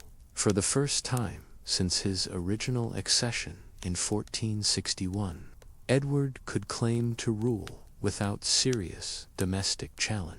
The lessons learned during the crisis and restoration of 1470-1471 would shape Edward's approach to kingship during the second half of his reign. He would be more cautious about trusting even close allies, more systematic in his approach to eliminating potential threats. Edward IV's decisive victories at Barnet and Tewkesbury, and his successful restoration to the throne, the Wars of the Roses, were far from over. The conflicts that had torn England apart for more than a decade had created deep wounds in the fabric of society that could not be healed simply by military victory. The underlying tensions that had caused the wars questions of legitimacy, the distribution of power between crown and nobility, and regional rivalries remained unresolved. Edward's second reign, which lasted from 1471 until his death in 1483, was characterized by efforts to consolidate his victory and prevent the recurrence of civil war. However, these efforts were undermined by continuing divisions within the Yorkist party itself and by Edward's own policies. Opposition, the most significant internal threat to Edward's restored monarchy, came from within his own family. The relationship between Edward and his brother George, Duke of Clarence, which had been temporarily repaired during the crisis of 1470 to 1471, deteriorated rapidly once the immediate external threat had been eliminated. Clarence's behavior became increasingly erratic and challenging to royal authority. His marriage to Isabel Neville, Warwick's daughter, had made him one of the wealthiest men in England through inheritance of the Warwick estates. This wealth, combined with his position as Edward's brother and potential heir, made him a focal point for opposition to royal policies. The conflict between Edward and Clarence came to a head in the late 1470s over a series of incidents that demonstrated Clarence's unwillingness to accept the limitations of his position. When Isabel died in 1476, Clarence accused one of her servants of poisoning her and had the woman executed without trial. This action represented a direct challenge to royal judicial authority and could not be ignored. Edward's response was swift and decisive. In 1478, Clarence was arrested, tried for treason, and executed. The manner of his death, reportedly drowned in a butt of Malmsey wine, became part of English folklore. But the political significance was clear.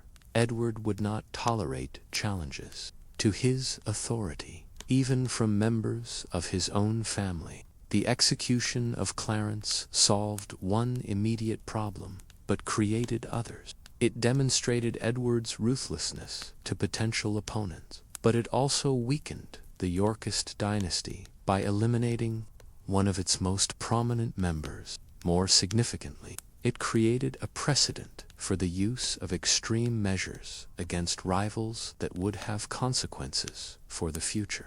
Stability of the monarchy. Regional resistance to Edward's rule continued throughout his second reign, particularly in areas that had traditionally supported the Lancastrian cause. The north of England, despite being the heartland of Yorkist support, Country and Wales also remained sources of potential trouble. These regions had strong traditions of local independence and were less integrated into the centralized governmental structures that Edward was trying to establish. That would persist long after Edward's death. Economic factors also contributed to ongoing instability during Edward's second reign. The costs of the civil wars had been enormous, both in terms of direct military expenditure and indirect economic disruption. Had been weakened, Edward's efforts to restore royal finances through increased taxation and more efficient collection of existing revenues created new sources of opposition. The merchant class, who had generally supported the Yorkist cause because of its promise of political stability, became increasingly critical of policies that they saw as threatening their commercial interests. Foreign policy also remained a source of difficulty for Edward's government. The international situation that had contributed to the outbreak of civil war, particularly the complex relationships between England, France, and Burgundy, continued to create problems that required careful management and significant resources. Edward's invasion of France in 1475, which was intended to restore English prestige and provide an alternative focus for noble ambitions, ended in a negotiated settlement that satisfied no one. The Treaty of Picquagny provided Edward with immediate financial benefits, but left many of his supporters feeling that opportunities for military glory and territorial gain had been wasted. The Scottish border remained another source of continuing military expenditure and political difficulty. Constant attention and occasional military campaigns to maintain English interest, perhaps most significantly for the future. Edward's policies during his second reign failed to address the fundamental constitutional questions that had contributed to the outbreak of civil war. The relationship between royal prerogative and noble privilege remained unclear. creating opportunities for future conflicts when circumstances might again favor challenges to royal authority. The succession question, which had been so crucial in the original outbreak of fighting, also remained problematic. Edward's marriage to Elizabeth Woodville had produced 2 sons, but their youth and the controversial nature of their mother's family created potential vulnerabilities that enemies could exploit. The rise of the Woodville family, 2 positions of prominence, had created a new faction at court whose interests did not always align with those of the traditional Yorkshire nobility. This development reproduced some of the same tensions that had contributed to Warwick's rebellion, though in a different form. Religious questions, which had not been central to the original conflict, created opportunities for political opposition to adopt religious rhetoric and imagery. The continuing influence of regional identities and loyalties also undermined efforts to create a truly unified English monarchy. Despite more than a century of political development toward centralization, many areas of the country remained more loyal to local families and traditions than to distant royal authority. All of these factors combined to ensure that the peace achieved by Edward's military victories remained fragile and conditional. The underlying causes of civil conflict had been suppressed rather than resolved, creating the conditions for renewed warfare when circumstances might again favor challenges to established authority. Edward's death in 1483, which came unexpectedly when he was still relatively young, would prove that the apparent stability of his later years had been largely dependent on his personal authority and political skill. The succession crisis that followed demonstrated how quickly the achievements of his restoration could be undone when that personal element was removed from the political equation. As we reach the conclusion of this second part of our journey through the Wars of the Roses, we see how the major battles that defined this conflict reshaped not only the political landscape of England, but the very nature of medieval warfare and kingship itself. From the decisive triumph at Towton, which established Edward IV's claim to the throne through sheer military might, the Battle of Bosworth Field, which we explored at the beginning of this episode, marked not just the end of Richard III's brief reign, but the conclusion of an entire era of English history. The major battles we have witnessed, Towton Barnet, Tewkesbury, and Bosworth, were more than mere military engagements. They were moments when the entire future of England hung in the balance, when the decisions of individual commanders and the loyalty of key nobles could determine whether kingdoms rose or fell. We have seen how figures like Warwick, the Kingmaker, could wield enough influence to make and unmake monarchs, only to ultimately fall victim to the very forces they had set in motion. We have witnessed the transformation of warfare itself, as the traditional chivalric ideals of medieval combat gave way to more brutal and decisive forms of conflict. The human cost of these battles was staggering. Tens of thousands of men died in the pursuit of rival claims to the throne, and entire noble families were extinguished in the fighting. Yet from this carnage emerged a new form of English monarchy, one that would prove more stable and enduring than the feudal system that had preceded it. The lessons learned in blood on the battlefields of Yorkshire and the Midlands would shape English politics for centuries to come. The importance of controlling key noble families, the need for effective military organization, and the crucial role of foreign alliances all became established principles of royal statecraft. But our story is far from over. In our next episode, we will explore Edward IV's reign in greater detail, examining how he attempted to consolidate his victories and create lasting peace. We will see how his policies and personality shaped the kingdom he had won through force of arms. Most charismatic and successful medieval monarchs emerged from the carnage of civil war to establish what many historians consider a golden age of English kingship. His reign, spanning more than 2 decades with a brief interruption, demonstrated how personal magnetism, political acumen, and military prowess could transform a war-torn kingdom into a prosperous and stable realm.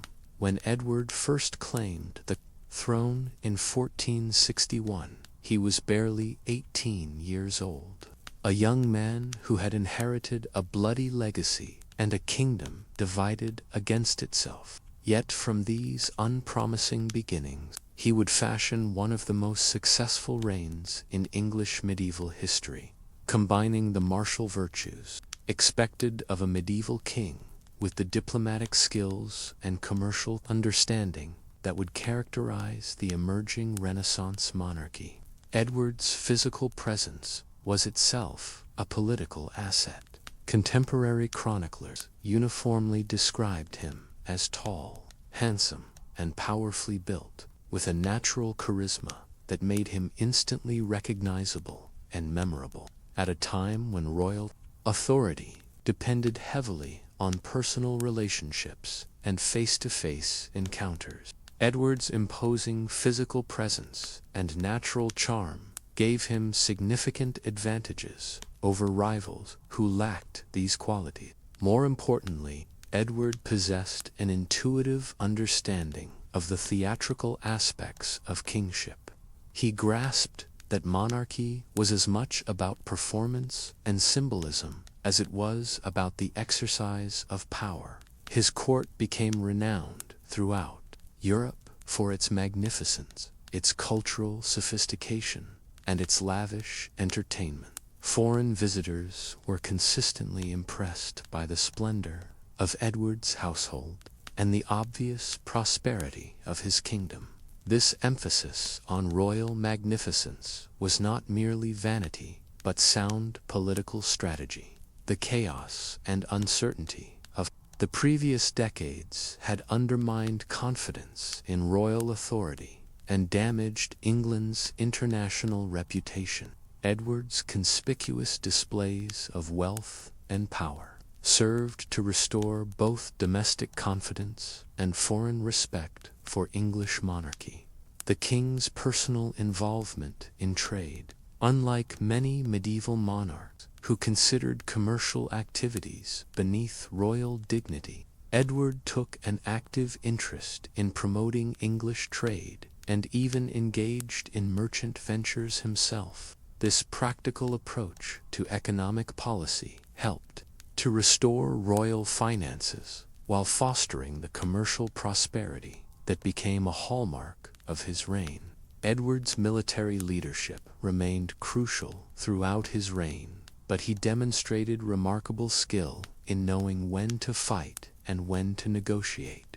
The devastating victory at Towton had established his reputation as a formidable warrior, but his later campaigns showed equal mastery of diplomacy and strategic patience. His invasion of France in 1475, which ended in the profitable Treaty of Picquigny, rather than prolonged warfare, rather than simply crushing opposition through force, Edward showed remarkable skill in converting enemies into allies and in managing the complex web of relationships that bound together the English nobility. His pardons of former supporters, combined with careful distribution of rewards and punishments, Edward's court became a magnet for talent from across Europe.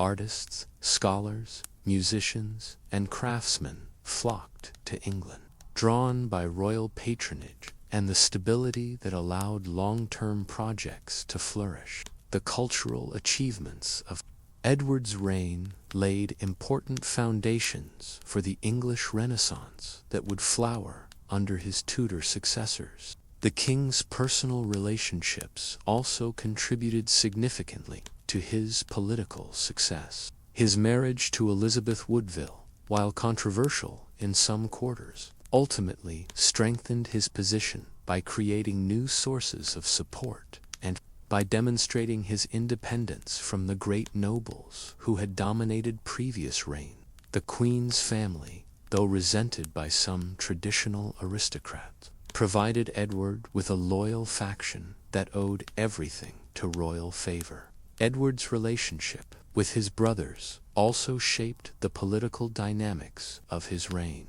Richard, Duke of Gloucester, proved to be one of the king's most reliable supporters, governing northern England with efficiency and loyalty that freed Edward to focus on other priorities. George, Duke of Clarence, proved more problematic, but Edward's eventual decision to execute him demonstrated his willingness to put royal authority above family sentiment when necessary. The administrative reforms implemented during Edward's reign, while less dramatic than his military victory, proved equally important for the long-term stability of English monarchy. The strengthening of royal finances, the improvement of judicial administration, and the gradual centralization of governmental authority all contributed to creating a more effective and resilient state structure.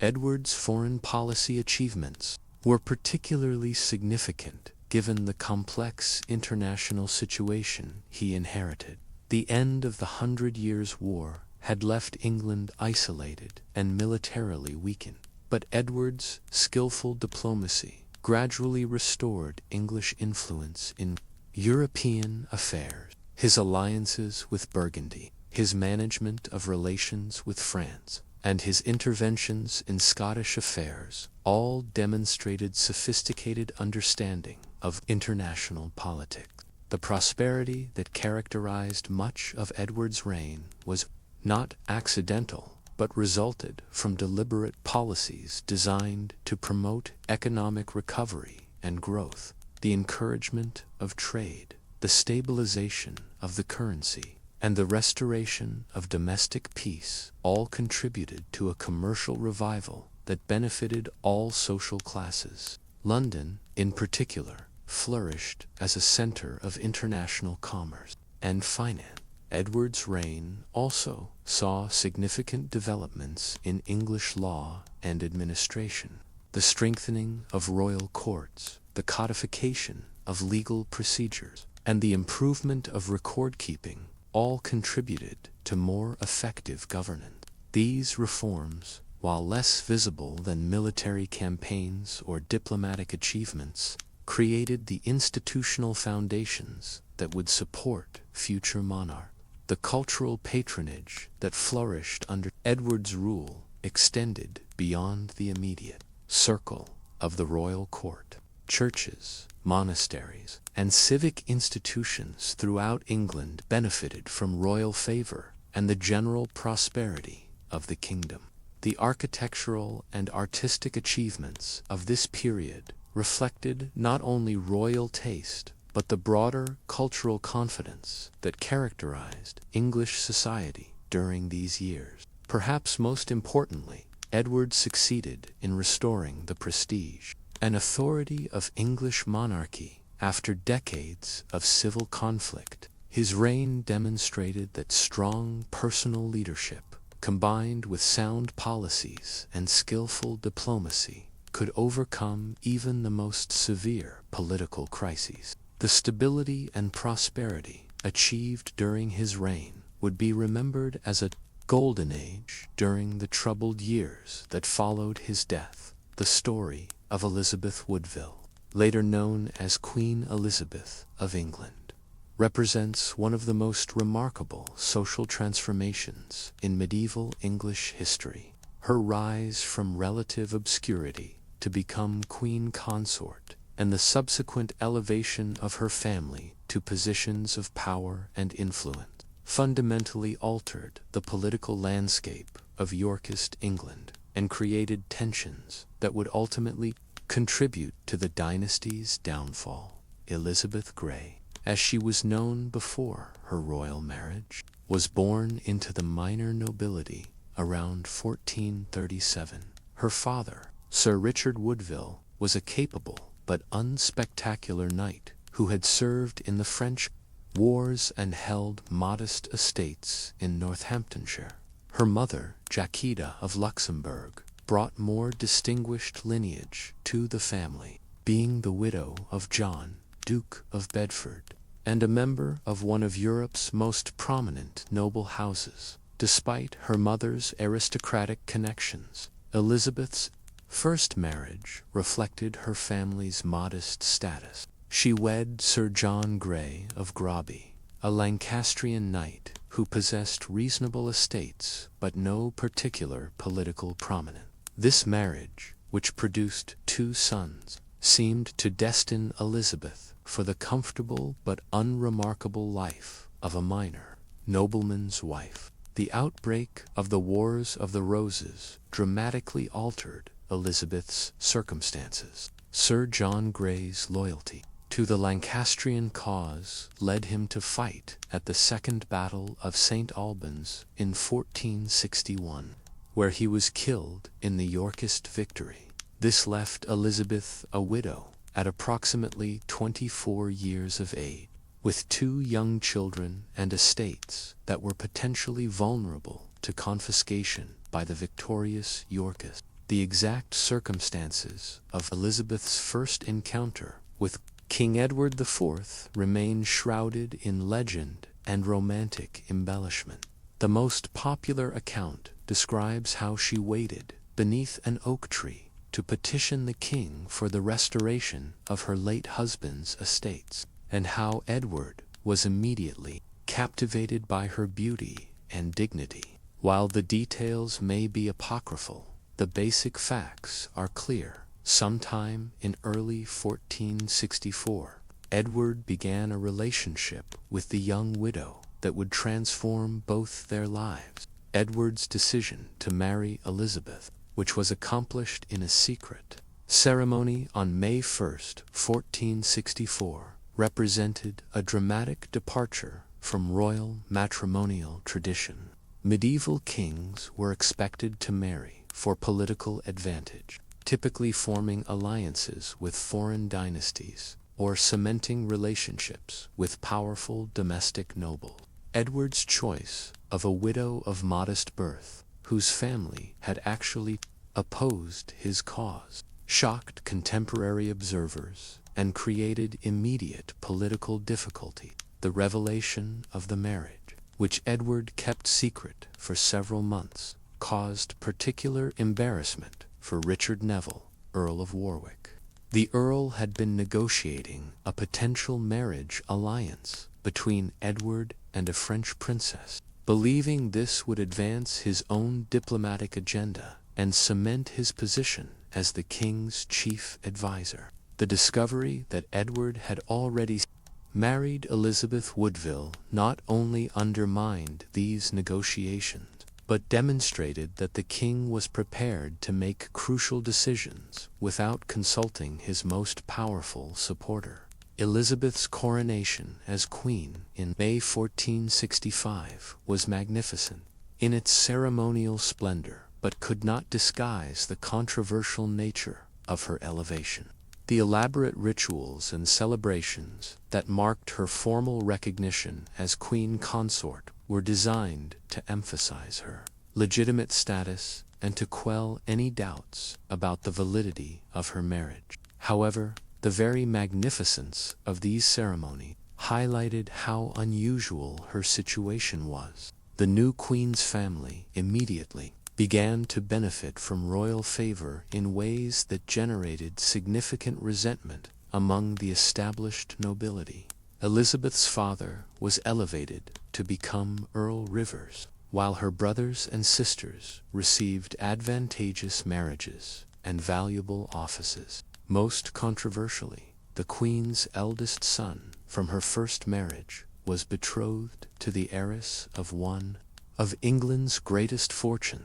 Woodville family created a new faction at court that challenged the traditional dominance of established noble houses. The Woodville's rise was seen by many as evidence of the Queen's excessive influence over the king and as a threat to the legitimate interests of the ancient nobility. This resentment would prove to be one of the most persistent sources of opposition. To Edward's reign, Elizabeth herself proved to be an intelligent and capable queen who understood the delicate nature of her position.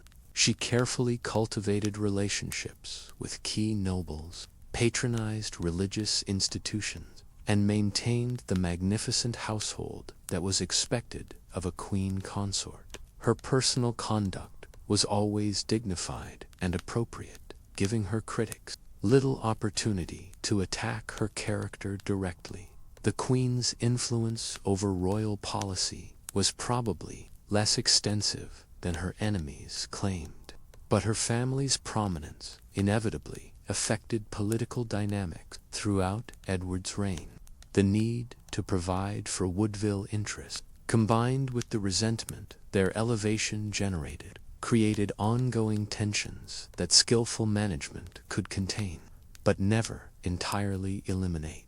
Elizabeth's role as mother to the future king became increasingly important as Edward's reign progressed. Her eldest son, Edward, born in 1470, was recognized as heir to the throne and began to play a ceremonial role in royal affairs as he grew older.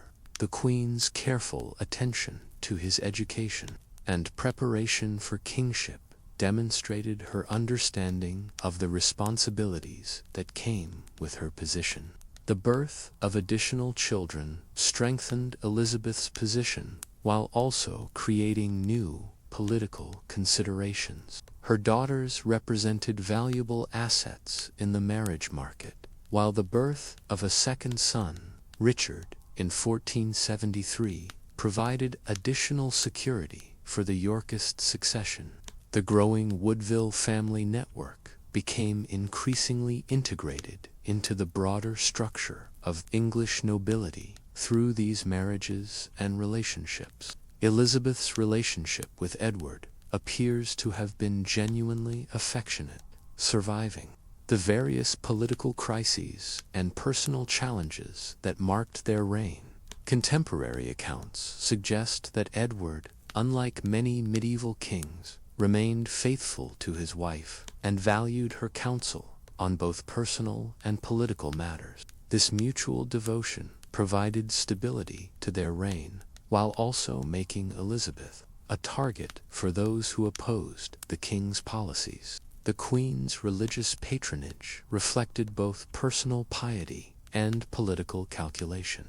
Her support for various religious institutions and charitable causes helped to counter criticism of her family's rapid rise to prominence, while also demonstrating the traditional virtues expected of a queen consort. Her particular devotion to certain saints and religious observances became part of her public identity and helped to legitimize her position.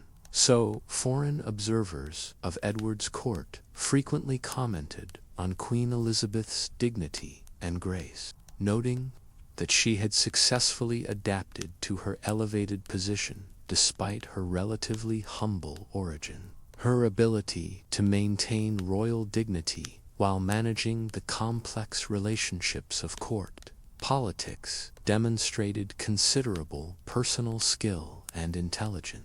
The Queen's household became an important center of political activity in its own right, providing opportunities for ambitious courtiers to advance their careers, while also serving as a channel for influence over royal policy.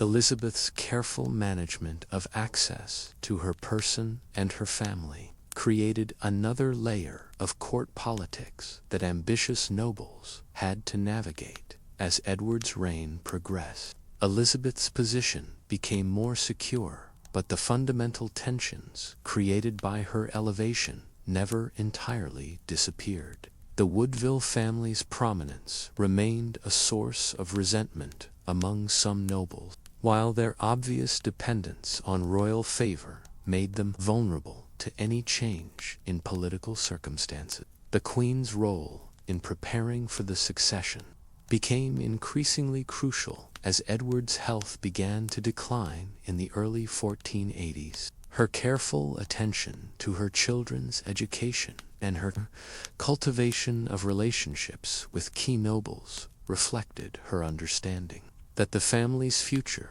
depended on successfully managing the transition to the next reign.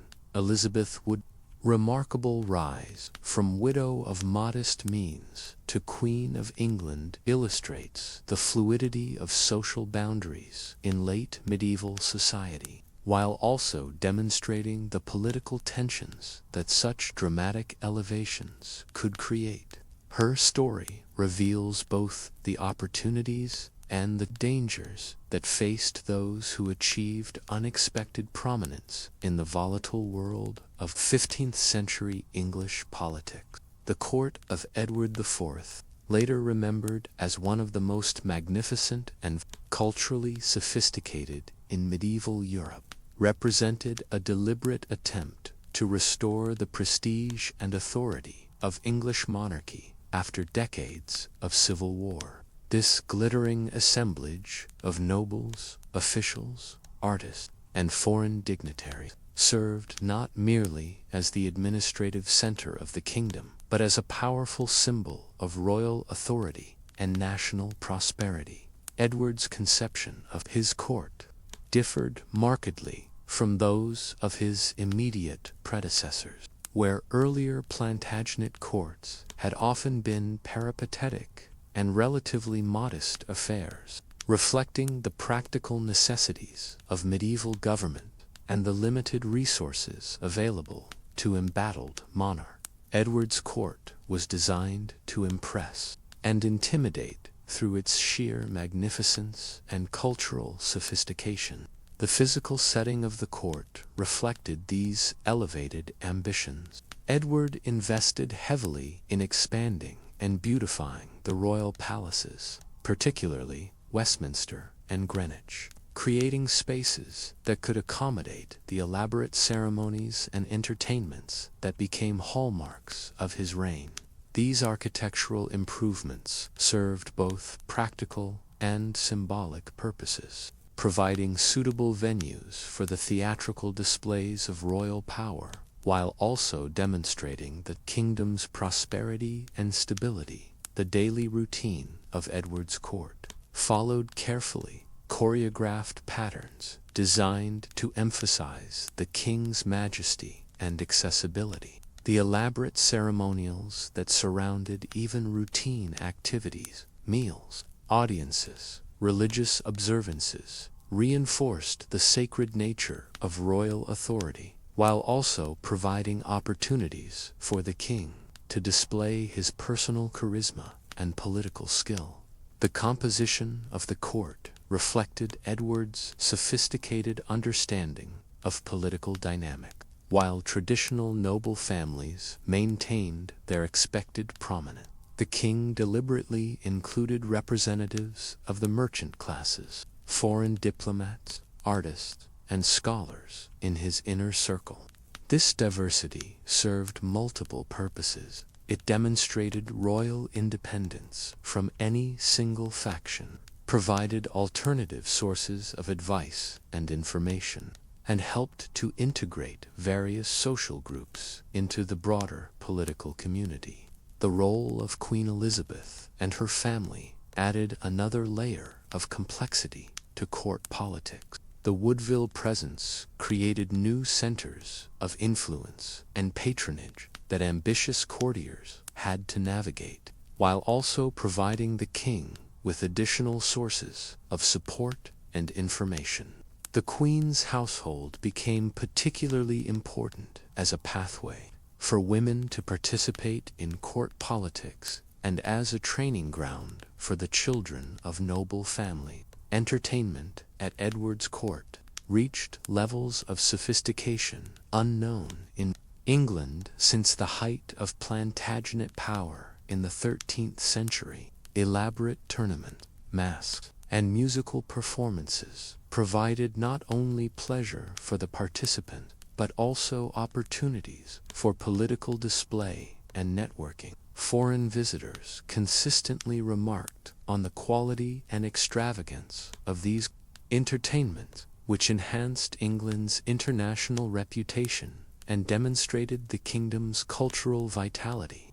The court's patronage of arts and learning contributed significantly to the cultural renaissance that characterized Edward's reign. Painters, musicians, poets, and scholars found generous support for their work, while the king's personal library became one of the finest in Northern Europe. This cultural flowering was not merely decorative, but served important political functions by associating the monarchy with learning, refinement, and civilization.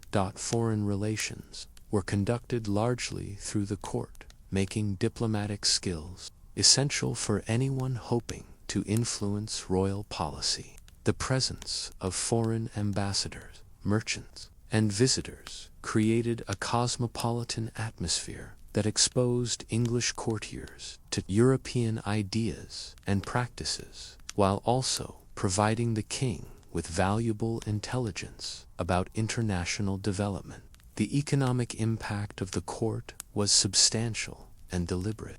The enormous expenditures required to maintain royal magnificence provided employment and opportunities for advancement to thousands of people, from the most exalted nobles to the humblest servant. This economic activity helped to stimulate recovery from the devastation of civil war, while also creating networks of dependency that strengthened royal authority. Court fashion became a political statement in its own right, with styles and customs that originated in royal circles spreading throughout English society. The king's personal taste in clothing, jewelry, and ceremonial objects influenced broader cultural trends, while also serving as markers of social status and political allegiance. The legal and administrative functions of the court provided additional opportunities for royal influence and control.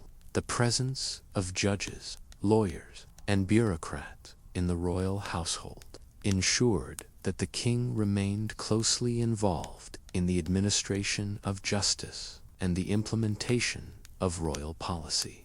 This integration of ceremonial and practical functions made the court an effective instrument of governance as well as display. Religious observances at court reflected both personal piety and political calculation. The elaborate chapel services, the celebration of major religious festivals, and the king's personal devotions all served to emphasize the sacred nature of royal authority, while also providing opportunities for political theater and social networking. The court's role in managing the royal succession became increasingly important as Edward's children grew to maturity. The careful education and public presentation of the royal princes and princesses, their participation in court ceremonies, and their interaction with foreign dignitaries all served to prepare them for their future responsibilities, while also demonstrating the stability and continuity of the dynasty. Marriage negotiations conducted through the court became crucial elements of both domestic and foreign policy. The elaborate protocols surrounding royal marriages, the careful consideration of potential alliances, and the public celebration of matrimonial agreements all reinforced the court's role as the center of political decision-making. The court's influence extended far beyond the immediate royal presence. Through the network of noble households that modeled themselves on royal practices, provincial nobles sought to recreate the magnificence and sophistication of the royal court in their own domains. spreading royal influence and cultural standards throughout the kingdom. Intelligence gathering and political surveillance were conducted largely through court networks, with the king's personal servants and favored courtiers serving as his eyes and ears throughout the realm. This informal intelligence system provided early warning of potential threats, while also demonstrating the extent of royal reach and authority. The court's role in distributing royal patronage created powerful incentives for loyalty and service, while also providing the king with leverage over potential opponents. The careful allocation of offices, land, titles, and other rewards through court channels ensured that ambitious individuals had strong reasons to maintain good relationships with the monarchy. As Edward's reign progressed, the court became increasingly institutionalized, with established procedures and traditions that would influence English royal practice for generations. The balance between magnificence and accessibility, between tradition and innovation, that characterized Edward's court would provide a model for his successors to follow or react against. The ultimate success of Edward's court in restoring royal prestige and authority can be measured by the respect and admiration it garnered from contemporary observers, both domestic and foreign. The transformation of England from a war-torn kingdom into a sophisticated and prosperous realm was reflected most clearly in the evolution of its royal court from a practical administrative center into a glittering symbol of monarchical power and cultural achievement. The relationship between Edward IV and his brothers, George, Duke of Clarence, and Richard, Duke of Gloucester, later known as Richard III, exemplifies the complex dynamics of family loyalty and political ambition that characterized the Wars of the Roses. These fraternal bonds, tested by power, jealousy, and competing visions for England's future, would ultimately shape the destiny of the Yorkist dynasty and determine the course of English history. When Edward first claimed the throne in 1461, his brothers were still relatively young men whose futures seemed secure within the framework of Yorkist success. George, born in 1449, was 12 years younger than Edward, while Richard, born in 1452, was the youngest of the surviving brothers. Both had grown up during the turbulent years of civil war, their characters shaped by the violence and uncertainty that surrounded the Yorkist cause. George, Duke of Clarence, possessed many of the attributes that medieval society valued in a prince. He was tall, handsome, and charming, with a natural aristocratic bearing that made him popular at court and attractive to potential allies. However, these superficial advantages masked deeper flaws of character that would eventually prove fatal to both his relationships with his brothers and his own political survival. From early in Edward's reign, Clarence demonstrated an unfortunate combination of ambition and political naivety that made him a valuable but unreliable ally. His position as Edward's heir presumptive before the birth of Edward's son gave him significant political leverage, but he often used this advantage in ways that created unnecessary tensions and conflicts within the Yorkist leadership. The first serious breach between Edward and Clarence came over the question of Clarence's marriage to Isabel Neville, the elder daughter of Richard Neville, Earl of Warwick.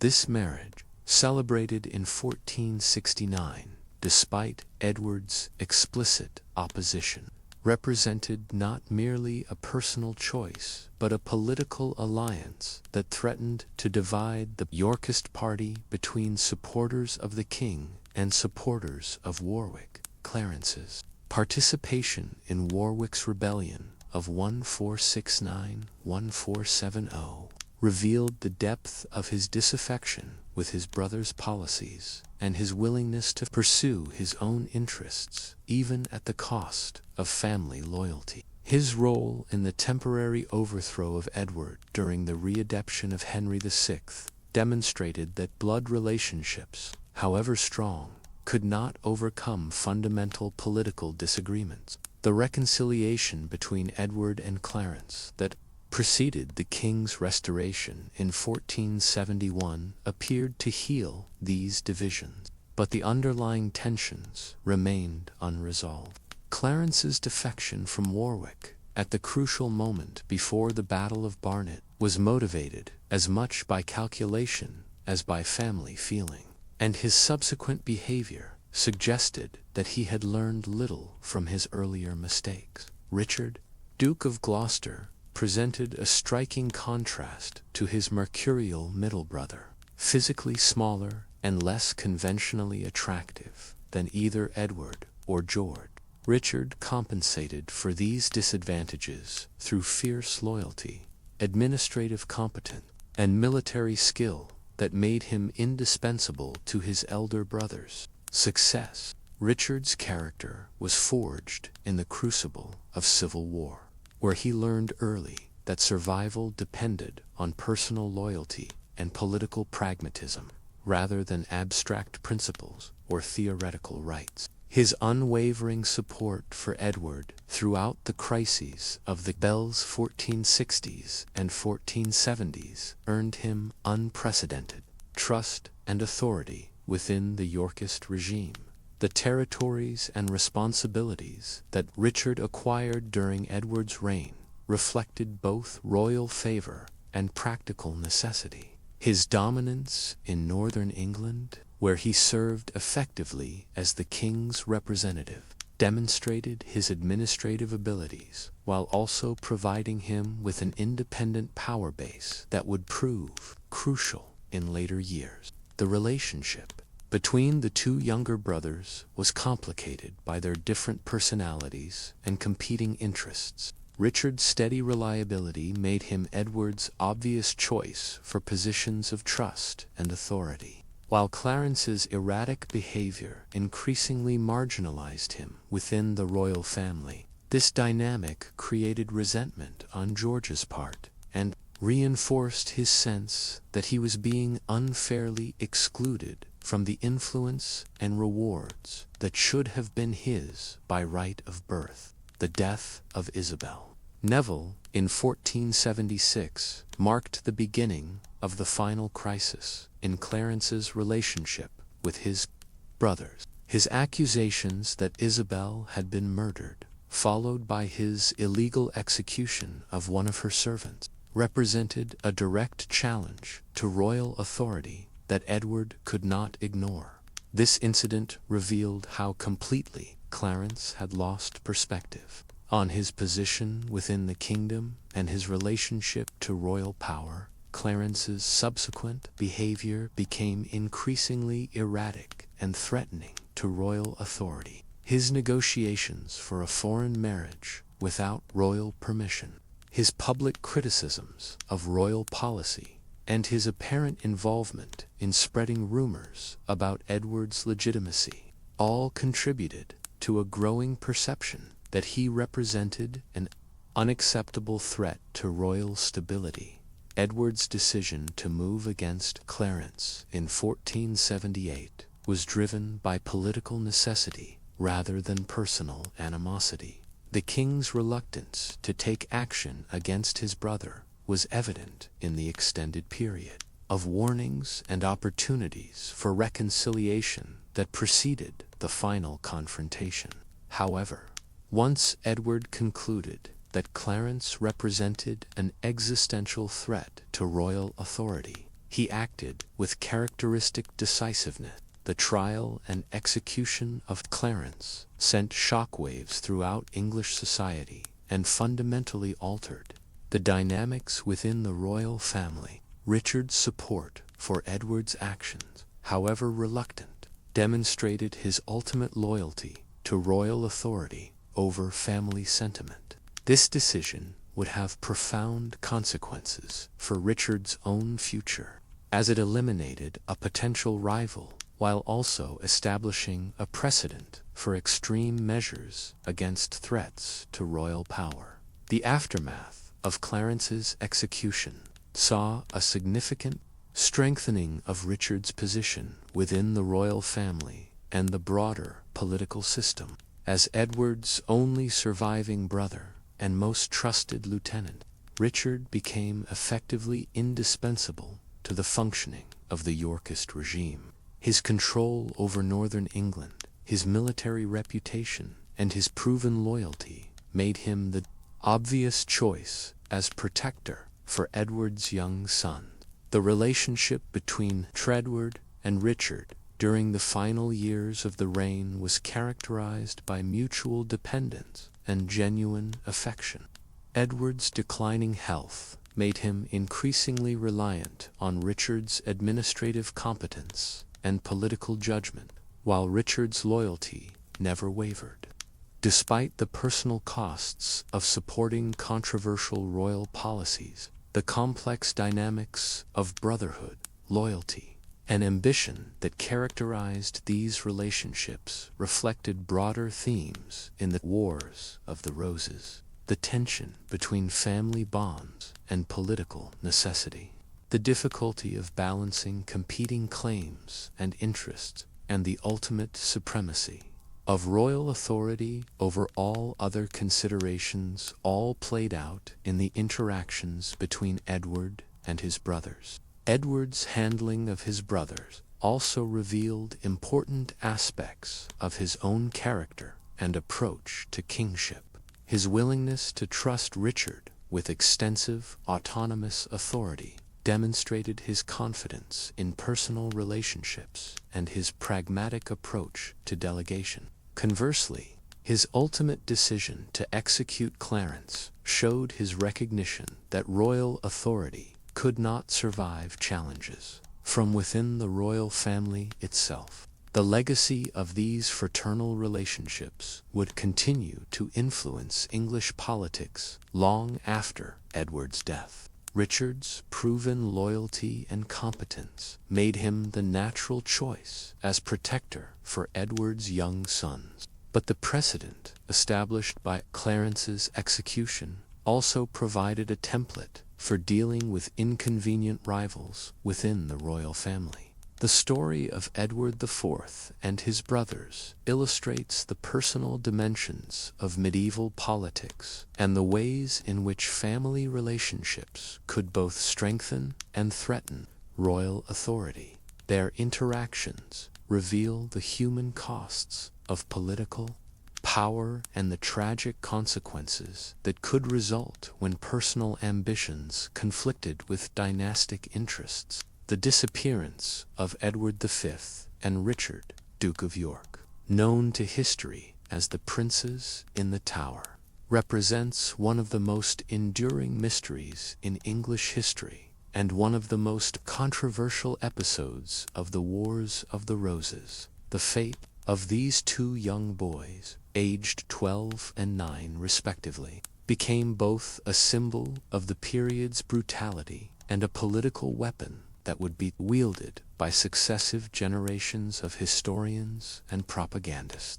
When Edward IV died unexpectedly in April 1483, his eldest son Edward automatically became King Edward V, though he was still 2 months short of his 13th birthday. The transition from one reign to the next, always a vulnerable moment in medieval politics, was made more precarious by the new king's youth and by the complex political dynamics that had developed during his father's later years. The immediate arrangements for the new king's governance followed established precedents for royal minority. Richard, Duke of Gloucester, as the deceased king's brother and most trusted lieutenant, was named Lord Protector with responsibility for governing the realm until Edward V came of age.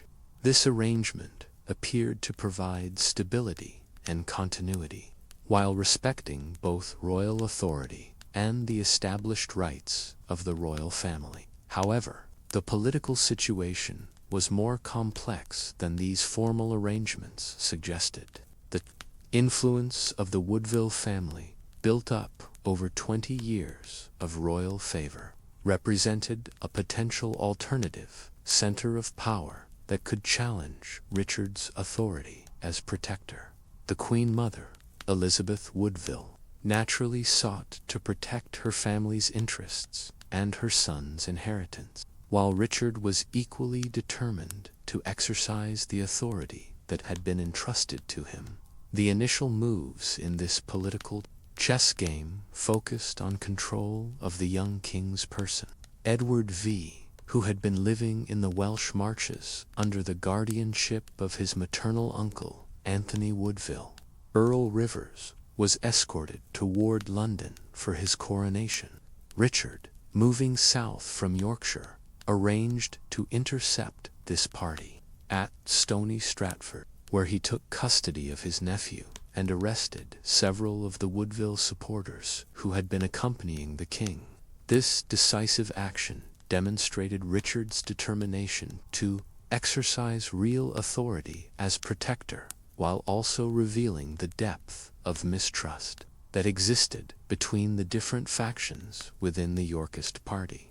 The ease with which Richard was able to take control of the situation suggested that his support among the nobility was broader and deeper than the Woodvilles had anticipated.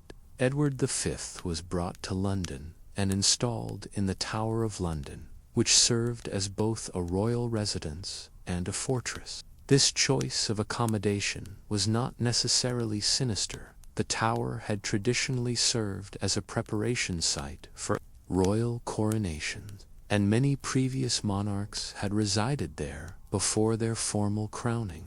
However, the symbolic significance of housing the king in what was also England's most famous prison would later take on darker implications. The coronation of Edward V was initially scheduled for June 22, 1483, and preparations proceeded according to established protocols. However, as the date approached, complications arose that would ultimately prevent the ceremony from taking place. The most significant of these was the emergence of questions about the validity of Edward IV's marriage to Elizabeth Woodville, and consequently about the legitimacy of their children. These questions centered on claims that Edward IV had been previously contracted to marry Eleanor Butler. If this earlier contract could be proven, it would render the Woodville marriage invalid and their children illegitimate, thereby disqualifying Edward V from inheriting the throne. The evidence for this earlier contract was apparently provided by Robert Stillington, Bishop of Bath and Wells, who claimed to have personal knowledge of the arrangement. The reliability of this testimony remains a subject of historical debate. Of the truth behind these allegations, their political impact was immediate and decisive. If Edward V was illegitimate, then the throne would pass to the next legitimate heir in the Yorkist line, which would be Richard himself as Edward IV's surviving brother. The speed with which these claims emerged and were accepted by key political figures suggests either careful preparation or remarkably convenient timing. On June 25, 1483, an Assembly of Lords and Commons formally declared Edward IV's marriage invalid and proclaimed Richard as the rightful king. The following day, Richard, Duke of York, had joined him in the Tower in Midgeon, ostensibly to provide companionship and to participate in the coronation ceremony. The presence of both princes in the Tower meant that Richard III's claim to the throne depended not only on their alleged from the summer of 1483, when they were observed playing in the Tower gardens and occasionally appearing at windows. After this point, the historical record becomes frustratingly unclear is that they were murdered on the orders of Richard III, who would have had both motive and opportunity to eliminate potential rivals to his throne. This interpretation has been supported by many historians and was accepted by the Tudor dynasty, been secretly removed from the Tower for their own safety, or even survived into adulthood under assumed identities. Some historians have proposed that other figures, such as Henry Tudor or even the Duke of Buckingham, might have been responsible for their deaths if they occurred. The political impact of the prince's disappearance was immediate and profound. Richard III's reign was overshadowed from the beginning by suspicions about their fate, and his inability to produce them alive became a powerful weapon for his enemies. The mystery surrounding their disappearance created an atmosphere of uncertainty and suspicion that undermined confidence in Richard's regime. The discovery of children's skeletons in the scientific examination of these remains has proved inconclusive. Modern forensic techniques have been unable to definitively identify the skeletons or determine the cause of death, serving to justify Henry VII's usurpation of the throne and to blacken the reputation of the Yorkist dynasty. Shakespeare's portrayal of Richard III extends beyond the immediate political circumstances of 4483. Their story illustrates the vulnerability of children in medieval politics, the ruthless calculations that governed dynastic succession, and the ways in which historical mysteries can become powerful political weapons. The enduring fascination with their fate reflects both the human tragedy of their story and its symbolic importance in the larger narrative of the Wars of the Roses. Whether the princes died in 1483 or survived to adulthood, their disappearance marked a crucial. In this sense, the mystery of the princes in the Tower became not just a historical puzzle, but a decisive factor in determining the outcome of England's civil wars. Richard III, later known as one of England's most controversial monarchs, ascended to the throne in circumstances that would cast a shadow over his path to power, achieved through a combination of political maneuvering, exemplified both the opportunities and the dangers inherent in the complex succession politics of late medieval England. When Edward IV died in April 1483, as the late king's most trusted brother and closest advisor, his reputation for loyalty and competence made him the obvious choice for this crucial role. However, Richard's interpretation of his responsibilities as protector soon expanded beyond the traditional boundaries of regency government. Rather than simply maintaining royal authority until Edward V came of age, Richard began to assert claims that would fundamentally alter the succession and place himself on the throne. This transformation from faithful brother to royal claimant represented one of the most was invalid due to a prior contract with Eleanor Butler. This technical argument, if accepted, would render all of Edward IV's children illegitimate and restore the succession to the legitimate Yorkist line, which would pass through Richard as Edward IV's surviving brother. The speed and efficiency with which these allegations were presented and accepted suggest careful preparation and coordination among Richard's supporters. The involvement of Bishop Stillington, who claimed personal knowledge of the alleged pre-contract, the willingness of Parliament to accept this evidence and formally declare Richard the rightful king demonstrated the breadth of support he had cultivated among the political elite. Richard's coronation on July 6, 1483, was magnificent in its ceremonial splendor. but could not disguise the controversial circumstances of his accession. The elaborate rituals and celebrations that marked his formal crowning were designed to emphasize his legitimate authority and to, however, the very magnificence of these ceremonies highlighted how unusual his path to power had been.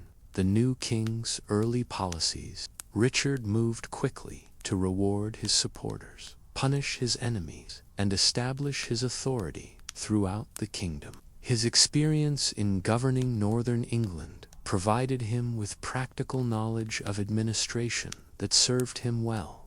In managing the complex requirements of royal government, Richard's legal reforms, including improvements to the justice system and protection for property rights, reflected his understanding that effective governance required more than ceremonial display.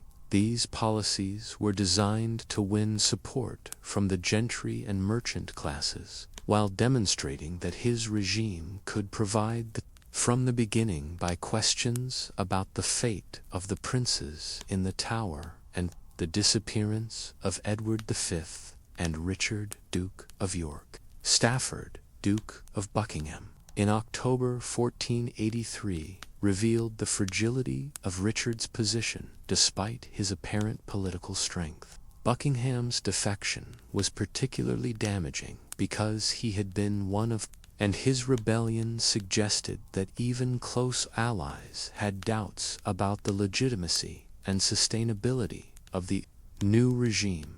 The failure of Buckingham's rebellion demonstrated Richard's military competence and his ability to respond effectively to immediate threats.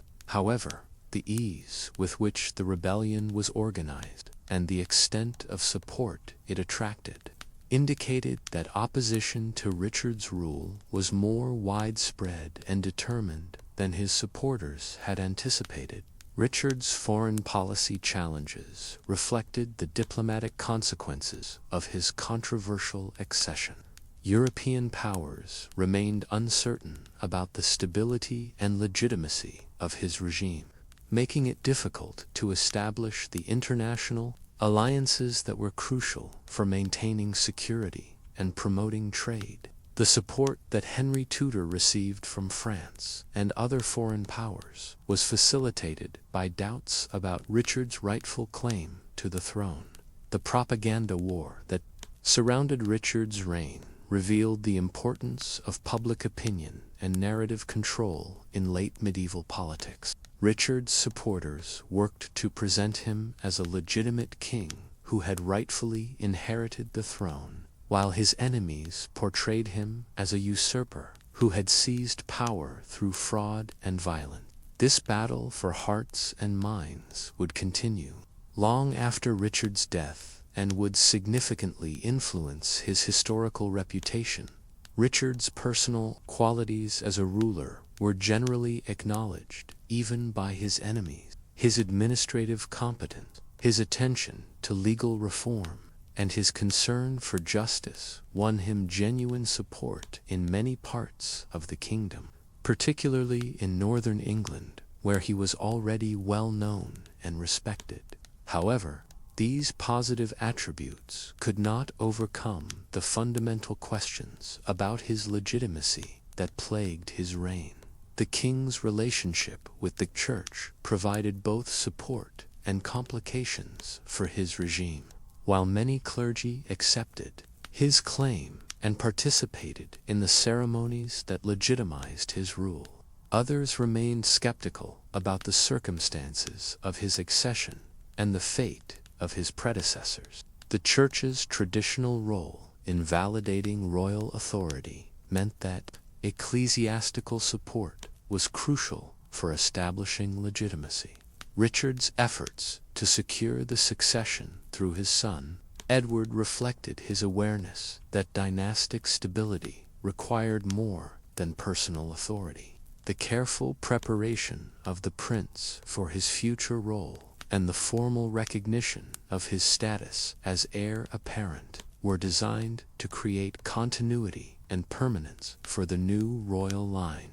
However, the death of Prince Edward in 1484 eliminated this source of stability and left Richard without a clear successor. The final phase of Richard's reign was dominated by the growing threat posed by Henry Tudor's invasion plan. Richard's military preparations and diplomatic efforts to prevent foreign support for his rival demonstrated his understanding of the external dimensions of his security challenge. However, the internal weaknesses of his position made it difficult to present a united front against the Tudor threat.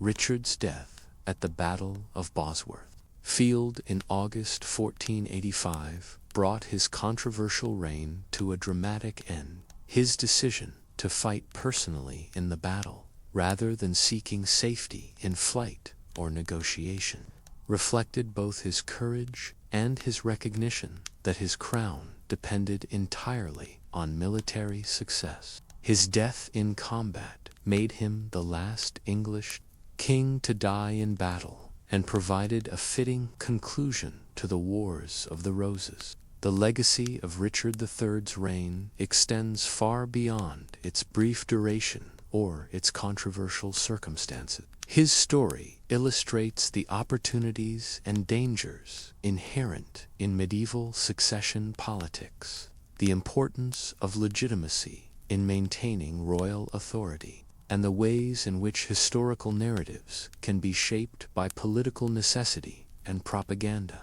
Whether viewed as a legitimate king who inherited rightful authority or as a usurper who seized power through treachery, Richard III remains one of the most fascinating and controversial figures in English history as we conclude this third part of our journey through the Wars of the Roses. We have witnessed the rise and fall of one of England's most complex and controversial royal dynasties. Edward IV's reign, which began with such promise after the decisive victory at Towton, ultimately ended in the tragic circumstances surrounding his young sons and the controversial accession of his brother, Richard III.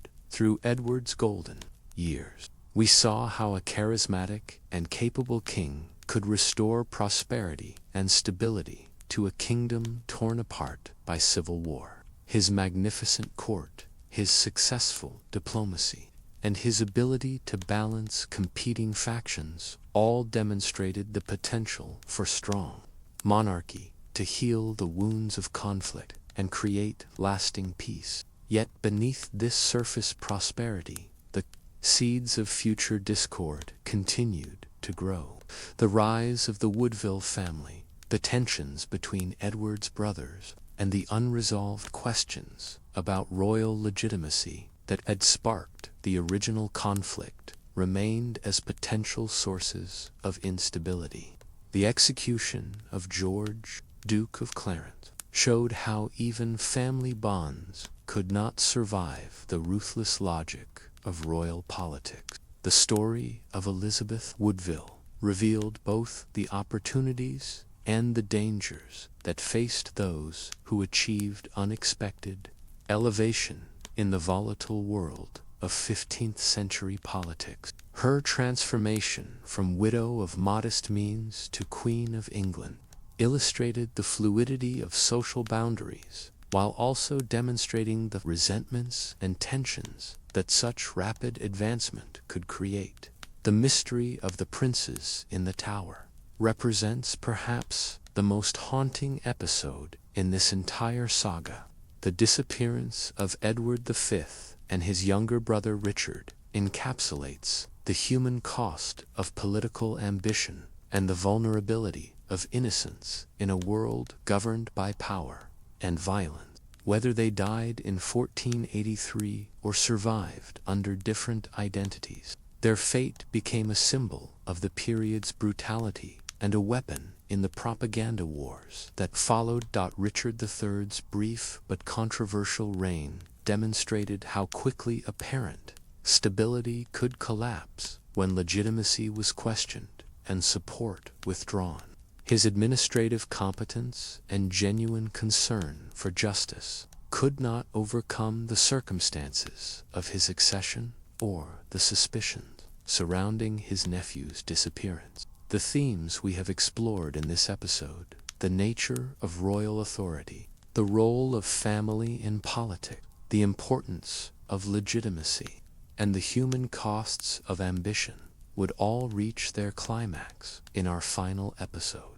There we will witness Henry Tudor's remarkable victory at Bosworth Field, the establishment of the Tudor dynasty, and the long process of healing and reconstruction that finally brought the Wars of the Roses to an end. Henry Tudor, later known as King Henry VII and founder of the Tudor dynasty, represented one of the most unlikely royal claimants in English history.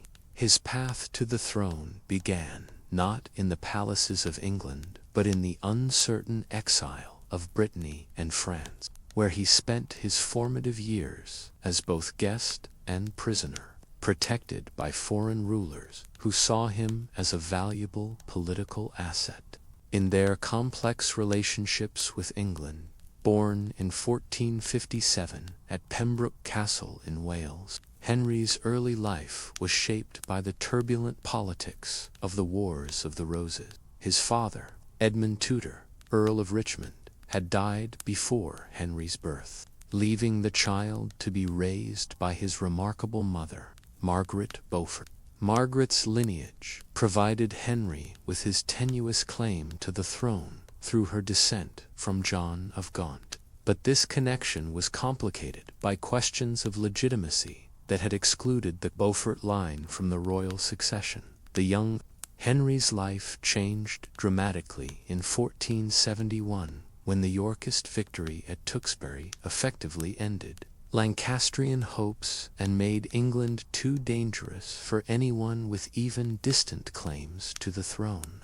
At the age of 14, Henry was sent into exile in Brittany, beginning a period of wandering that would last nearly 14 years and shape his character in profound ways. Life in exile provided Henry with unique perspectives on monarchy, politics, and the nature of power that would prove invaluable when he eventually claimed the throne.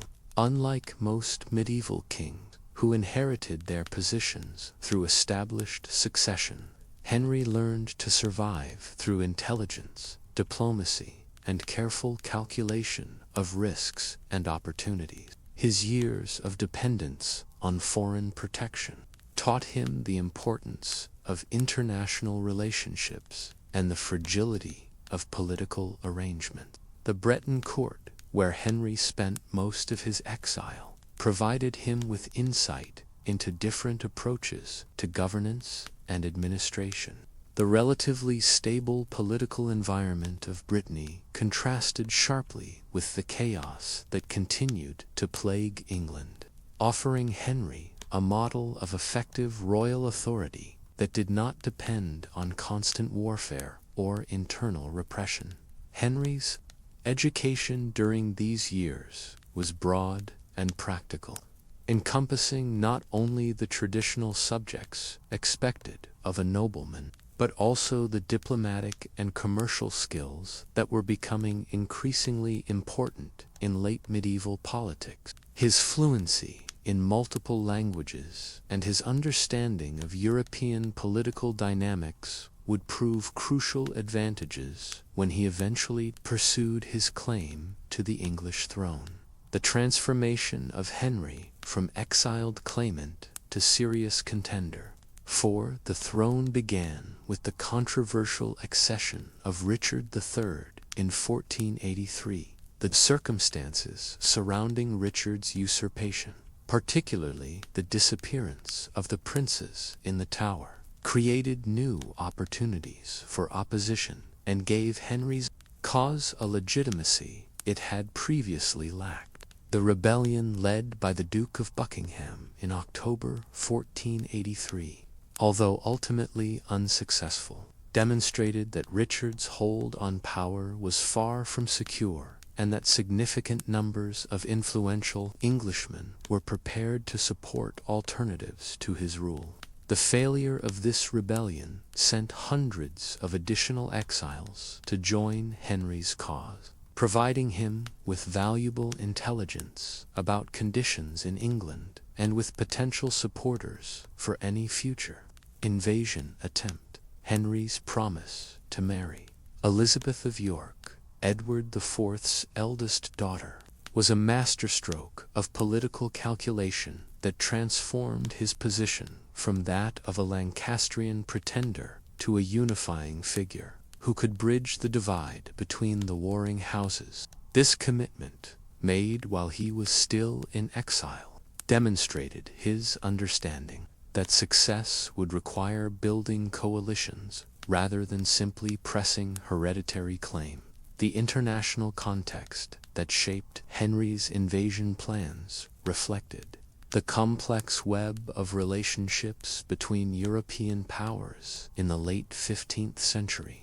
The support he received from the French court was motivated not by sympathy for his cause, but by pragmatic calculation that a successful Tudor invasion would weaken England and advance French interests in continental politics. Charles VIII of France provided Henry with the financial resources and military support necessary for a credible invasion attempt. But this assistance came with implicit obligations that would influence Henry's foreign policy throughout his subsequent reign.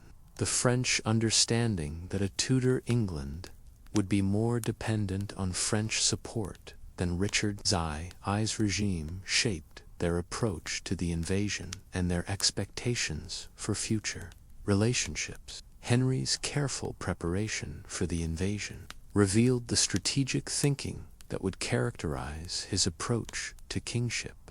Rather than launching a desperate gamble based purely on hope and ambition, he systematically gathered intelligence about conditions in England, cultivated relationships with potential supporters, and assembled the resources necessary for a sustained campaign.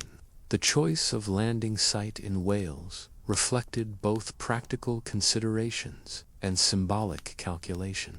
Pembrokeshire was Henry's birthplace and the traditional stronghold of Tudor influence, making it the logical location for beginning his campaign.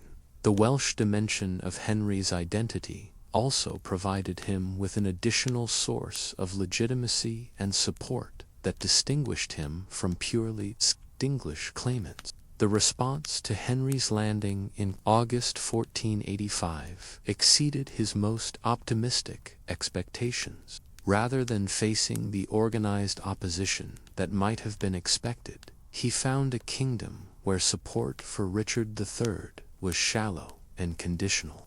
The defection of key Welsh leaders, like Rhys ap Thomas, provided immediate military strength, while also demonstrating that Henry's cause had genuine appeal beyond his immediate supporters. The march from Pembroke to Bosworth became a triumphal progress that gathered momentum with each passing day. Towns opened their gates, nobles pledged their support, and common people showed enthusiasm for the Tudor cause that surprised both Henry and his enemies. This popular support reflected not only dissatisfaction with Richard III, but also hope that Henry might represent a new beginning for a kingdom. Exhausted by decades of civil war, Henry's character during the invasion campaign revealed qualities that would define his subsequent reign: his caution in making commitments, his careful attention to detail, and his ability to inspire confidence without making unrealistic promises all contributed to the success of his enterprise. Unlike many medieval claimants who relied primarily on military prowess or aristocratic connections, Henry demonstrated the political skills that would enable him to establish lasting stability. The international dimensions of Henry's invasion were equally significant for the future development of English monarchy. The precedent of successful foreign intervention in English domestic politics would influence diplomatic relationships for generations, while Henry's dependence on French support created obligations that would shape his approach to continental affairs. The propaganda aspects of Henry's campaign also reflected the changing nature of political communication in the late medieval period. The careful cultivation of his image as a liberator and unifier, the emphasis on healing the wounds of civil war, and the promise of reconciliation between rival factions all demonstrated sophisticated understanding of public opinion and political messaging. As Henry's forces approached their final confrontation with Richard III, the pretender had been transformed into a credible alternative king with genuine prospects for success. The boy who had fled into exile 14 years earlier had returned as a mature political leader with the resources, support, and determination necessary to challenge for the throne of England.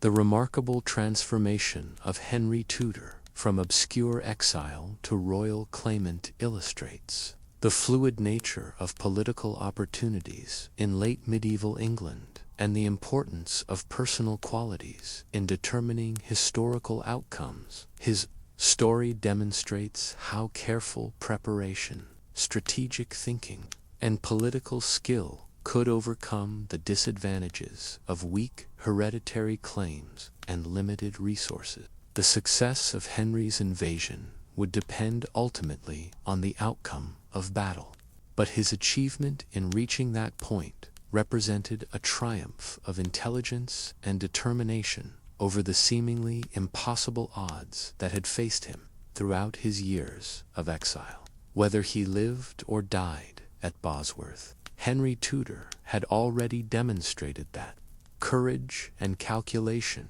could challenge even the most established political authorities. The Battle of Bosworth Field, fought on August 22, 1485, stands as the climactic engagement of the Wars of the Roses and one of the most consequential battles in English history.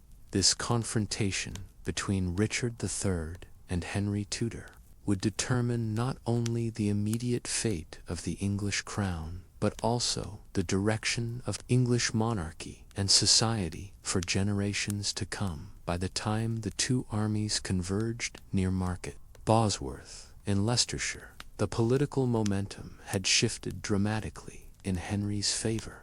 What had begun as a desperate invasion by an exile with a questionable claim had transformed into a credible challenge to Richard's authority, supported by a growing coalition of nobles who had lost confidence in the reigning king, Richard III's. Preparation for the battle revealed both his military competence and the political weaknesses that undermined his position.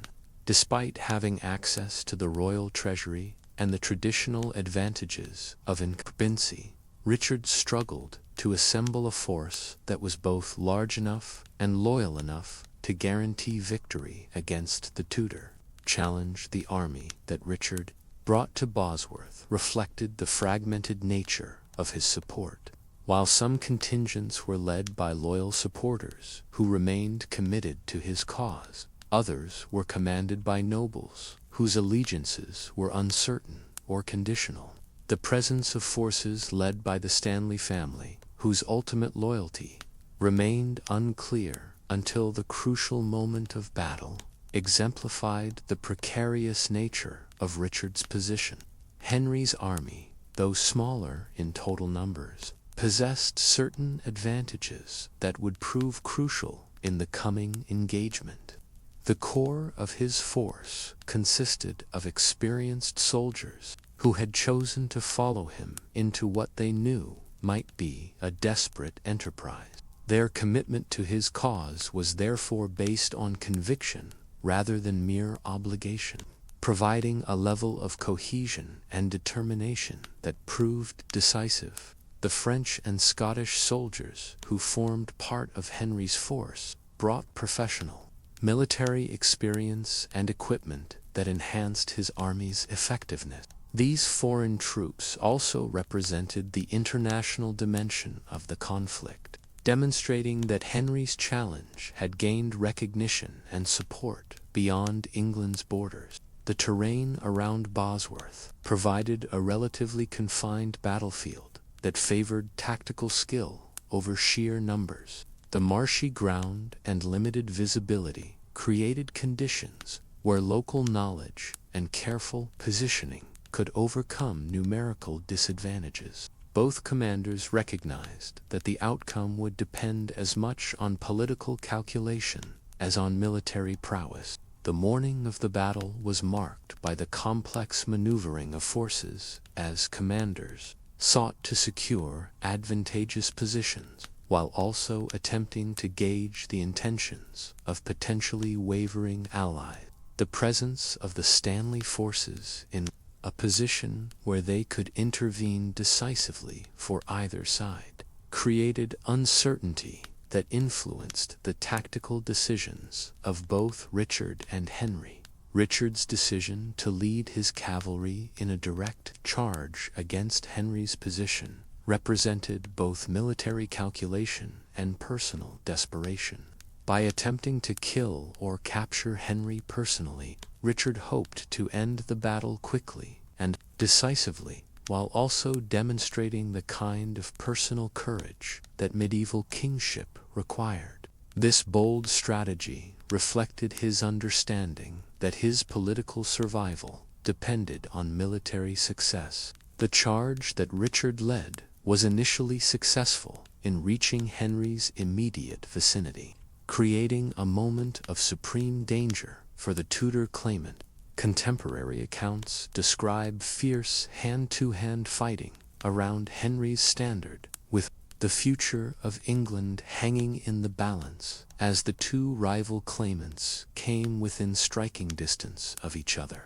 The intervention of the Stanley forces at this crucial moment transformed what might have been a Yorkist victory into a devastating defeat for Richard III. The decision of Sir William Stanley to commit his troops on Henry's side, rather than remaining neutral or supporting Richard, reflected political calculations that had been developing throughout the campaign, rather than a spontaneous battlefield conversion. Richard's death in the melee that followed the Stanley intervention was both personally heroic and politically decisive. His refusal to flee when the battle turned against him, and his determination to fight to the death rather than seek safety in surrender or exile, demonstrated the courage that even his enemies acknowledged. His death made him the last English king to die in battle and provided a dramatic conclusion to the Yorkist dynasty. The aftermath of the battle saw the immediate proclamation of Henry as King Henry VII, but the true significance of Bosworth extended far beyond the simple change of ruler. The manner of Henry's victory, achieved through a combination of military action and political maneuvering, established important precedents for the nature of royal authority and the relationship between military force and political legitimacy. The treatment of Richard's body after the battle reflected both the brutality of medieval warfare and the political necessities of establishing new authority. The public display of the defeated king's corpse served to confirm Henry's victory, while also providing visual proof that the Yorkist challenge had been definitively ended. The rewards and punishments that Henry distributed in the immediate aftermath of Bosworth demonstrated his understanding of the political dimensions of his victory. Those who had supported him were rewarded with lands, titles, and positions of authority, while those who had opposed him faced varying degrees of punishment, depending on their previous actions and their potential value to the new regime. The international reaction to Henry's victory reflected the broader European context in which the battle had been fought. Foreign courts that had supported Henry's invasion now sought to establish favorable relationships with the new English king, while those that had backed Richard were forced to recalculate their diplomatic strategies. The symbolic importance of Bosworth extended beyond its immediate political consequences to influence the broader narrative of English history. The battle came to represent the end of the medieval period and the beginning of a new era characterized by stronger central authority, more sophisticated diplomacy, and greater emphasis on administrative competence rather than purely military virtue. The location of the battle itself became a site of historical memory and political symbolism that would be invoked by subsequent generations of English rulers and politicians. The image of Henry Tudor rising from apparent defeat to claim the crown provided a powerful model of how determined leadership could overcome seemingly impossible odds. The military innovations and tactical lessons demonstrated at Bosworth influenced the development of English warfare in subsequent generations. The importance of political intelligence, the value of international alliances, and the decisive role of key political figures all became established elements of royal military strategy. The human cost of Bosworth, while significant, was relatively modest compared to earlier battles of the Wars of the Roses. This restraint reflected both the limited scale of the engagement and the political considerations that influenced both sides' conduct of the battle.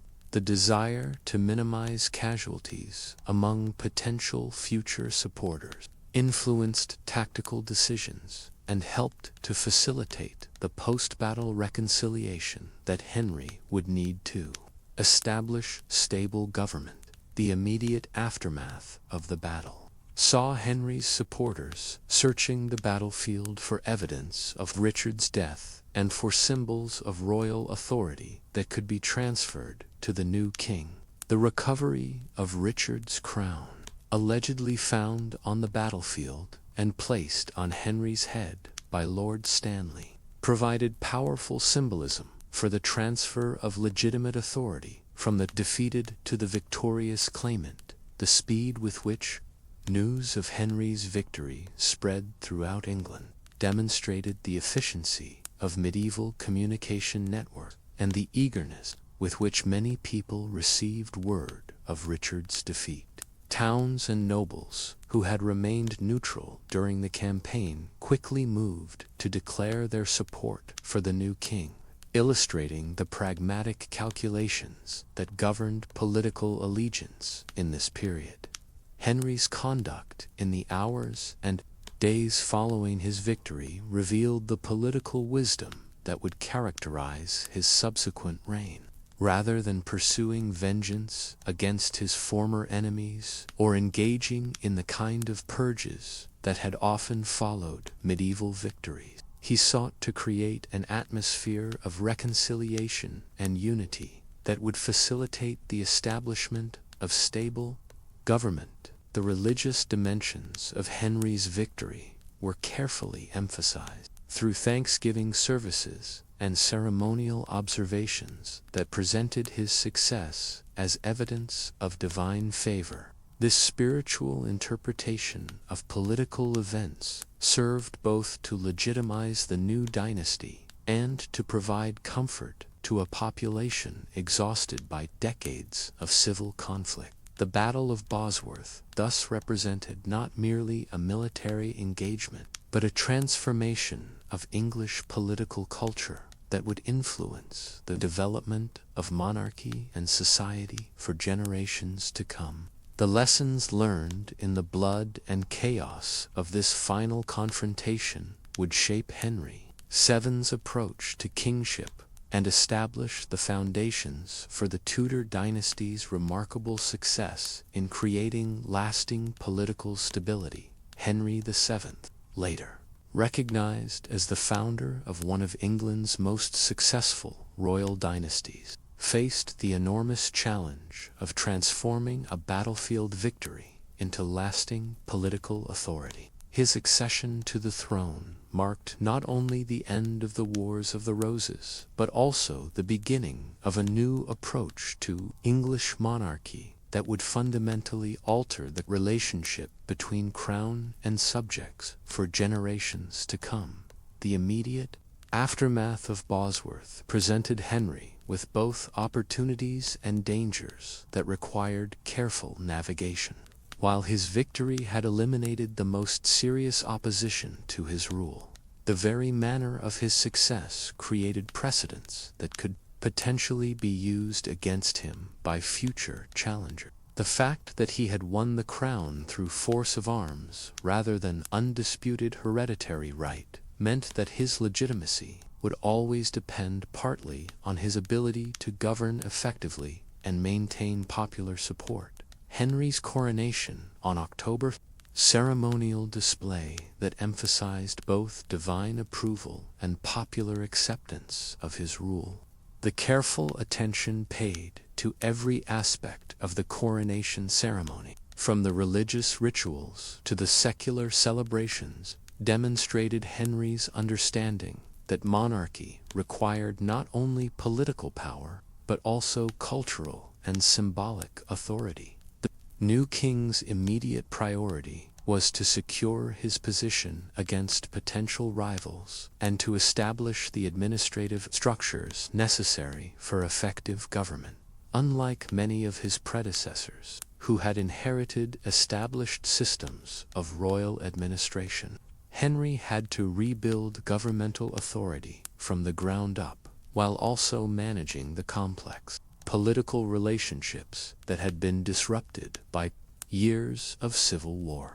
Henry's approach to rewarding his supporters and dealing with former enemies revealed the pragmatic political calculations that would characterize his entire reign, rather than engaging in wholesale redistribution of land and titles. He sought to create a balance between rewarding loyalty and maintaining stability. His pardons of many former Yorkist supporters, combined with careful distribution of key positions to his own followers, demonstrated sophisticated understanding of the need to build broad-based support for his regime.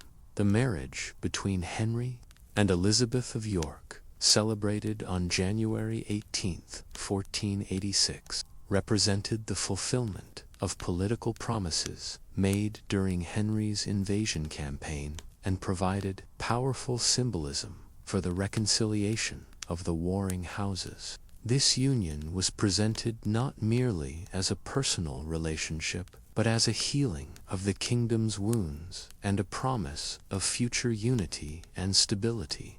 The birth of Arthur, Prince of Wales, in September 1486, just 8 months after the royal wedding, provided immediate dynastic security while also demonstrating the divine blessing that contemporary observers believed attended successful monarchies. The choice of the name Arthur, with its associations with legendary British kingship and national unity, reflected Henry's understanding of the importance of historical symbolism in establishing royal authority. Henry's financial policies during his early years on the throne revealed both the pragmatic necessities of his position and his long-term vision for strengthening royal authority. The careful rebuilding of royal finances, achieved through improved tax collection and reduced military expenditure, provided the crown with the independence necessary to govern effectively without excessive dependence on parliamentary grants or noble support. The establishment of the Court of Star Chamber and other new judicial institutions demonstrated Henry's commitment to strengthening royal law enforcement, while also providing alternative sources of revenue through fines and forfeitures. These legal innovations served the dual purpose of improving public order and enhancing royal authority at the expense of local magnates, who had previously exercised quasi-independent judicial power. Henry's foreign policy during his early reign reflected his awareness that international recognition was crucial for establishing domestic legitimacy. The careful cultivation of relationships with European powers, particularly France and Spain, provided both security against foreign-supported invasion attempts and diplomatic prestige that enhanced his standing with domestic audiences. The marriage negotiations for his children, which began remarkably early in their lives, demonstrated Henry's understanding that dynastic diplomacy could provide both immediate security and long-term advantages for his kingdom. The proposed unions with Spanish, Scottish, and other European royal family reflected his vision of England as a significant player in international politics, rather than the isolated and weakened kingdom he had inherited. Henry's handling of potential rivals to his throne revealed both the persistent insecurities of his position and his growing confidence in dealing with challenges to his authority. The cases of Lambert, Simnel, and Perkin Warbeck, both of whom claimed to be rightful heirs to the English throne, demonstrated that the fundamental questions of legitimacy that had sparked the Wars of the Roses had not been entirely resolved by his victory at Bosworth. The suppression of these pretenders required different strategies that reflected both the nature of the threats they posed and Henry's evolving approach to royal security. The treatment of Simnel Lu, who was pardoned and given employment in the royal kitchens after his defeat, contrasted with the eventual execution of Warbeck, whose more persistent and internationally supported challenge posed greater dangers to royal authority. Henry's administrative reforms during his first decade on the throne laid the groundwork for the more centralized and efficient government that would characterize Tudor rule. The expansion of royal bureaucracy, the improvement of record-keeping, and the strengthening of financial controls all contributed to creating a more professional and effective state apparatus. The cultural patronage that began to flourish under Henry's rule reflected both personal taste and political calculation. The support for architecture, literature, and the arts served to enhance royal prestige, while also providing employment and advancement opportunities for talented individuals whose skills could benefit the crown. Henry's relationship with Parliament during his early reign established patterns that would influence constitutional development for generations. His careful management of parliamentary sessions, his strategic use of legislation to strengthen royal authority, and his success in securing financial support without surrendering significant royal prerogatives all demonstrated sophisticated understanding of the balance between royal authority and representative government. The religious policies of Henry's early reign reflected both personal conviction and political necessity. His support for the Church while maintaining royal independence, his careful attention to appointments of senior clergy, and his use of religious ceremonial to enhance royal authority all contributed to creating the framework within which the later English Reformation would develop. Henry's treatment of the nobility during his first years as king revealed his understanding that aristocratic support was essential for royal authority, while also recognizing the dangers posed by overmight subjects. His policies of controlled favor, careful surveillance, and strategic marriages among noble families demonstrated the delicate balance required to maintain noble loyalty without allowing the emergence of alternative centers of power. The economic Policies that Henry implemented during his early reign reflected both immediate necessities and long-term vision for national prosperity. The encouragement of trade, the stabilization of currency, and the improvement of commercial law all contributed to creating conditions for economic recovery and growth that would benefit all social classes. By the end of his first decade on the throne, Henry VII had successfully transformed himself from victorious pretender to established monarch, whose authority was recognized both domestically and internationally. The stability and prosperity that characterized his reign would provide the foundation for his successors' even greater achievements and establish the Tudor dynasty as one of the most successful in English history. The lessons that Henry learned during his early years as king, the importance of financial independence, the value of administrative competence, the necessity of international recognition, and the benefits of reconciliation over revenge, would influence not only his own subsequent reign, but also the approaches of his Tudor successors to the challenges of royal government. The establishment of Tudor authority required more than battlefield victory and ceremonial coronation. It demanded the systematic reconstruction of royal government and the careful management of political relationships that had been disrupted by decades of civil war.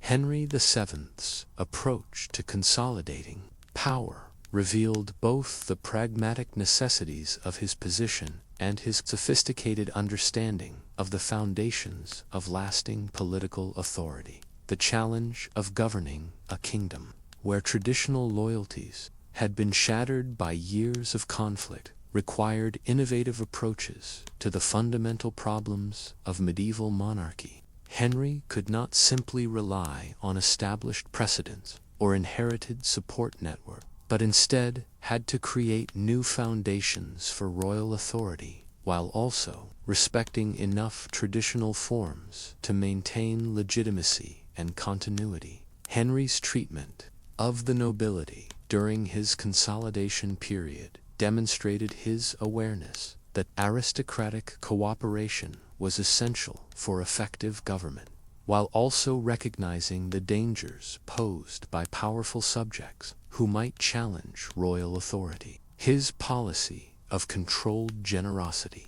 combined with careful surveillance and strategic punishments, created an atmosphere where noble service was rewarded, but noble independence was strictly limited. The financial reconstruction that Henry undertook during his early years represented one of his most significant achievements and provided the foundation for all his other political successes. The careful rebuilding of royal revenues through improved tax collection, enhanced customs duties, and more efficient management of royal estates gave the crown the independence necessary to govern without excessive dependence on parliamentary grants or noble contributions. The legal reforms that Henry implemented served both to improve public order and to strengthen royal authority at the expense of local magnates who had previously exercised quasi-independent judicial power. The expansion of royal courts, the strengthening of central law enforcement, and the establishment of new judicial institutions all contributed to creating more effective and uniform governance throughout the kingdom. Henry's approach to foreign policy during his consolidation period reflected his understanding that international recognition was crucial for domestic legitimacy, while also providing opportunities for enhancing royal prestige and national prosperity. The careful cultivation of relationships with European powers served both defensive and offensive purposes, protecting against foreign-supported challenges while also creating opportunities for profitable alliances and commercial agreements. The marriage policies that Henry pursued for both himself and his children represented sophisticated understanding of the role that dynastic diplomacy could play in securing political objectives. The union with Elizabeth of York provided immediate domestic benefits through the symbolic reconciliation of rival houses, while the marriage negotiations for his children offered opportunities for international alliance and enhanced prestige. Henry's handling of potential rivals and pretenders during his consolidation period revealed both the persistent insecurities of his position and his growing confidence in managing challenges to his authority. The different strategies employed against Lambert Simnel and Perkin Warbeck demonstrated his ability to adapt his responses to the specific nature of each threat while maintaining the appearance of merciful and legitimate government. The administrative innovations that Henry introduced during his early reign created more efficient and professional governmental structures that enhanced royal authority while also improving the quality of public services. The expansion of bureaucracy, the improvement of record-keeping, and the strengthening of financial controls all contributed to creating a more modern and effective state apparatus. Henry's religious policies during the consolidation period reflected both personal conviction and political calculation, maintaining traditional forms of Catholic worship, while asserting royal independence in ecclesiastical appointments and church governance.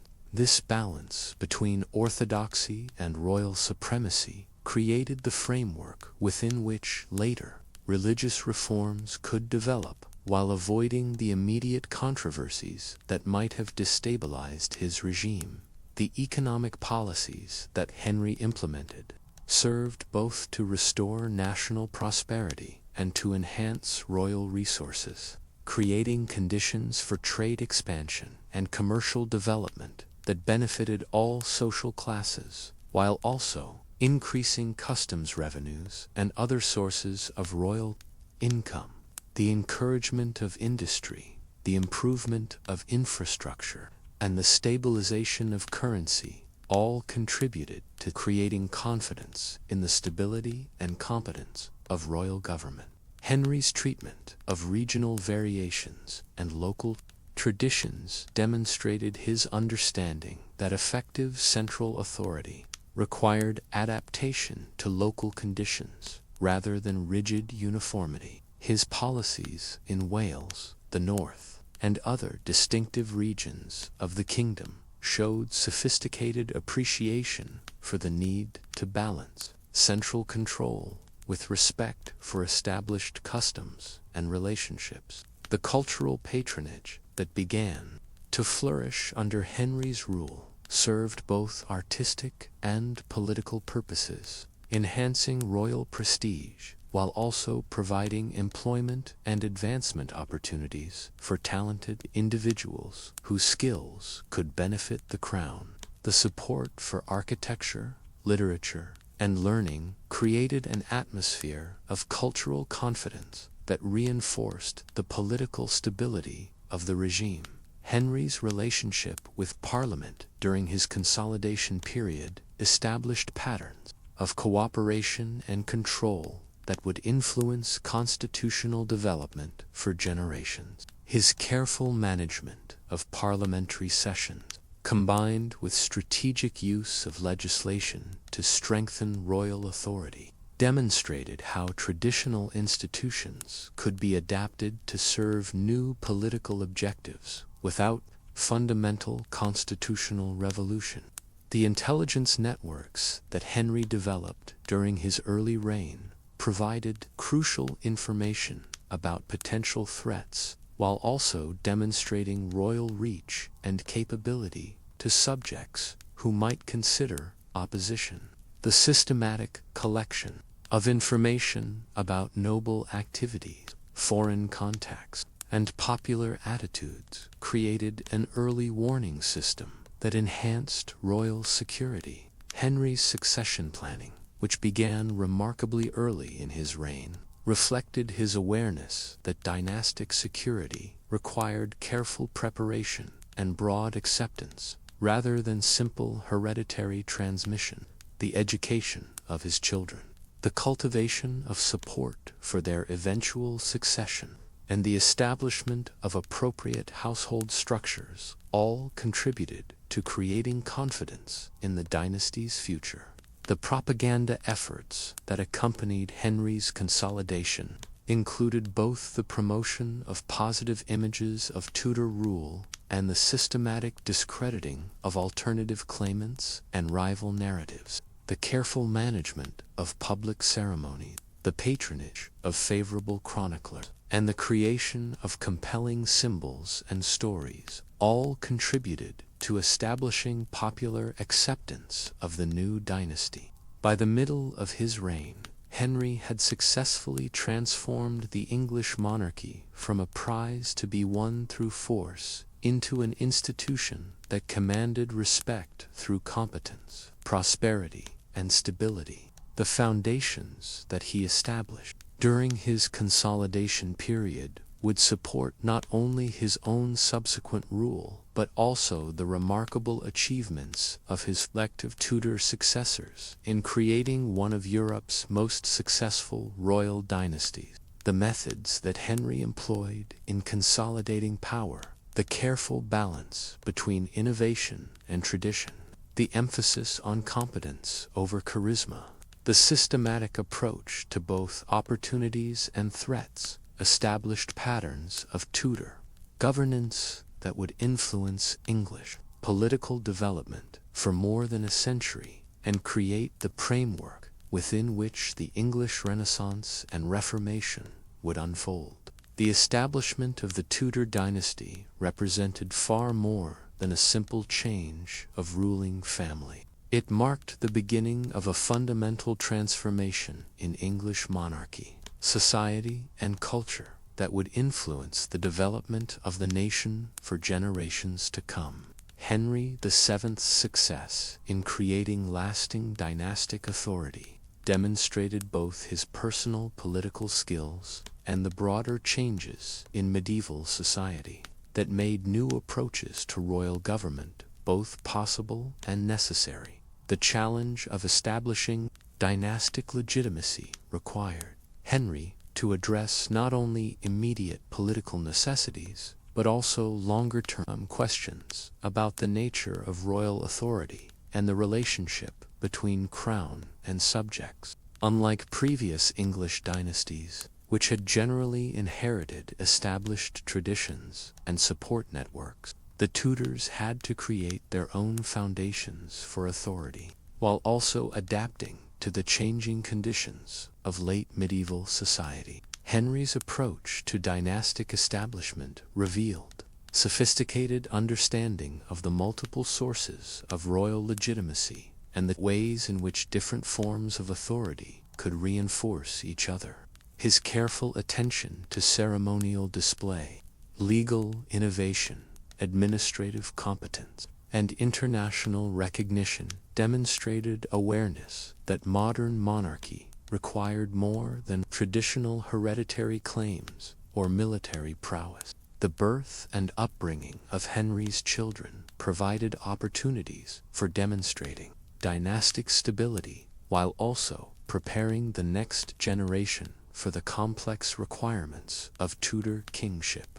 The careful education of Arthur, Prince of Wales, the strategic marriage negotiations for all the royal children, and the public presentation of the royal family all contributed to creating confidence in the dynasty's future and the competence of its potential rulers. The marriage of Arthur to Catherine of Aragon in 1501 represented the culmination of Henry's diplomatic strategy and demonstrated that the Tudor dynasty had achieved full recognition among European royal families. This union with one of the most prestigious houses in Europe provided both immediate security against foreign intervention and long-term opportunities for international influence and alliance. The cultural flowering that began during Henry's reign reflected both royal patronage and the broader confidence that political stability had created throughout English society.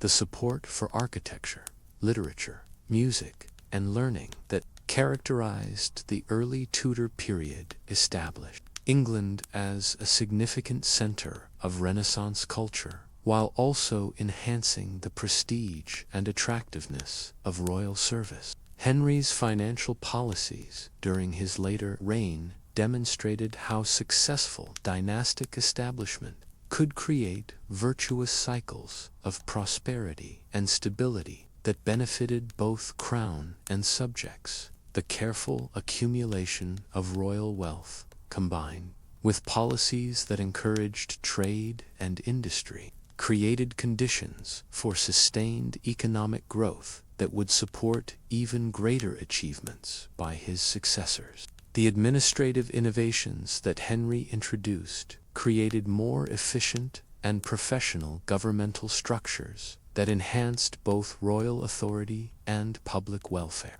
The expansion of literacy among royal servants, the improvement of legal procedures, and the strengthening of financial controls all contributed to creating a more modern and effective state that could respond to the complex challenges of early modern governance. Henry's handling of noble relationships during his later reign showed how successful dynastic establishment could transform the nature of aristocratic politics and reduce the dangers of aristocratic independence.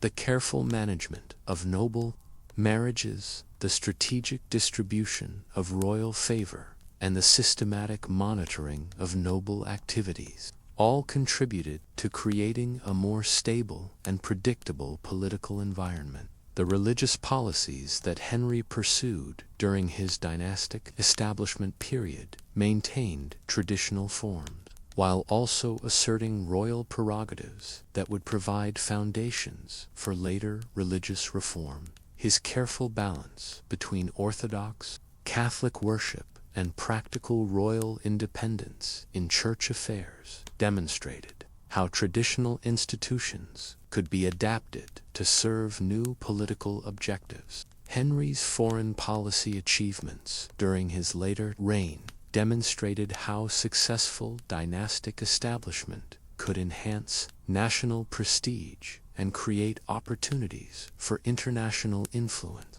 The treaties with European powers, the successful marriage negotiations, and the growing respect for English diplomatic capabilities all reflected the transformation of England from a weakened and divided kingdom into a significant European power.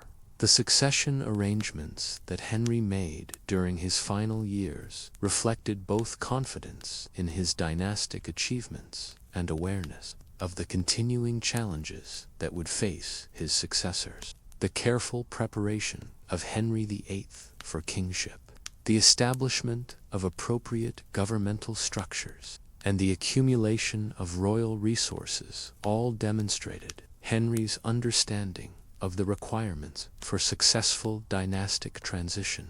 The economic prosperity that characterized the later years of Henry's reign provided tangible evidence of the benefits that political stability could bring to all social classes. The growth of trade, the expansion of industry, the improvement of infrastructure, and the general increase in prosperity all contributed to creating popular support for the Tudor dynasty and confidence in its continued success. Henry's treatment of regional diversity during his dynastic establishment showed how central authority could be strengthened without destroying local traditions and loyalty. His policies in Wales, Ireland, and the northern counties demonstrated sophisticated understanding of the need to balance royal control with respect for established customs and relationships. The cultural innovations that began during Henry's reign created new forms of artistic expression and intellectual inquiry that enhanced both royal prestige and national identity. The patronage of humanist scholars, the support for architectural projects, and the encouragement of vernacular literature all contributed to creating a distinctive English Renaissance culture that reflected Tudor values and aspirations. Henry's legal reforms during his later reign established precedents and procedures that would influence English law for centuries. The strengthening of royal courts, the codification of legal procedures, and the improvement of legal education all contributed to creating more effective and uniform justice while also enhancing royal authority. The intelligence and security systems that Henry developed during his dynastic establishment created capabilities for monitoring and controlling potential threats that would serve his successors well in managing the even greater challenges they would face. The systematic collection of information about noble activities, foreign contacts, and popular attitudes provided early warning systems that enhanced royal security. By the end of his reign, Henry VII had successfully established the Tudor dynasty on foundations solid enough to support the remarkable achievements of his successors in creating one of the most successful periods in English history. The methods he employed, the institutions he created, and the precedents he established would influence English political development for generations and provide the framework within which the English Reformation, Renaissance, and emergence as a global power would unfold.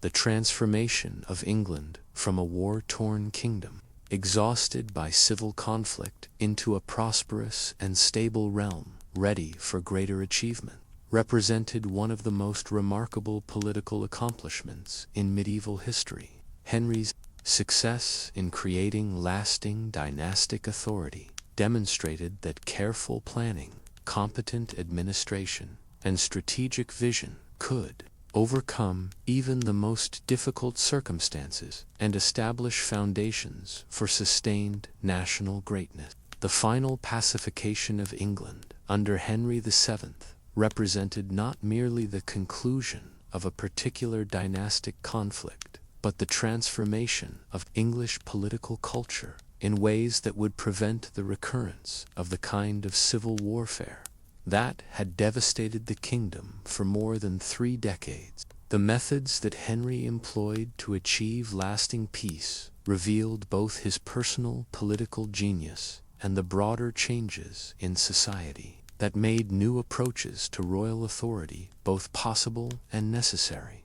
The systematic elimination of rival claimants to the throne formed a crucial component of Henry's strategy for ending the Wars of the Roses permanently. Unlike previous victorious kings, who had often shown mercy to defeated enemies only to face renewed challenges from surviving rivals, Henry adopted a more comprehensive approach that sought to remove the fundamental sources of dynastic conflict rather than simply suppressing immediate threats. The cases of Lambert, Simnel, and Perkin Warbeck demonstrated both the persistence of the underlying issues that had caused the original conflict and Henry's evolving skill in managing challenges to his authority. The different strategies he employed against these pretenders, mercy for Simnel and eventual execution for Warbeck,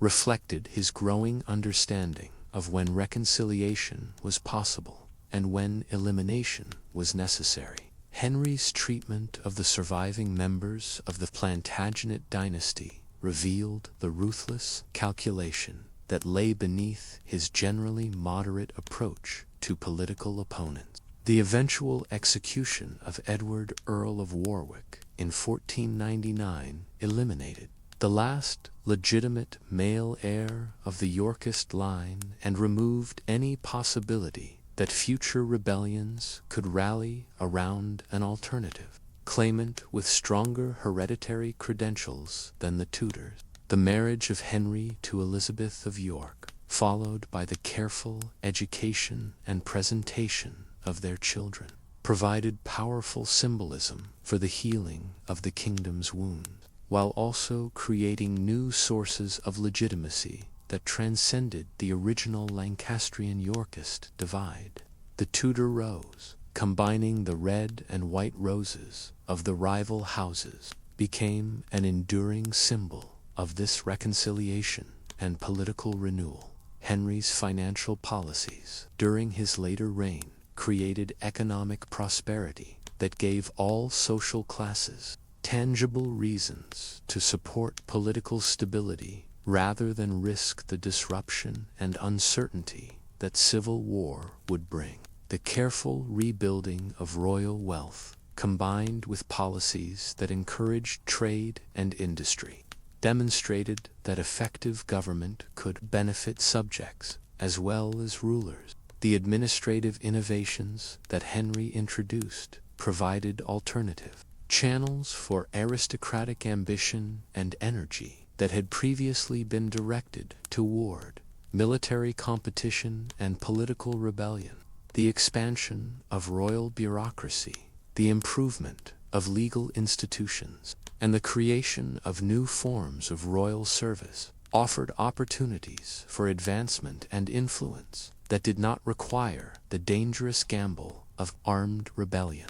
Henry's foreign policy achievements during his later reign provided international recognition and security that made foreign intervention in English domestic politics much more difficult. The treaties with European powers, the successful marriage alliances, and the growing respect for English diplomatic capabilities all contributed to creating an international environment that supported rather than threatened Tudor authority. The cultural flowering that began during Henry's reign created new sources of national pride and identity that transcended the old factional divisions. The patronage of arts and learning, the support for architectural projects, and the encouragement of vernacular literature all contributed to creating a sense of English cultural achievement that was associated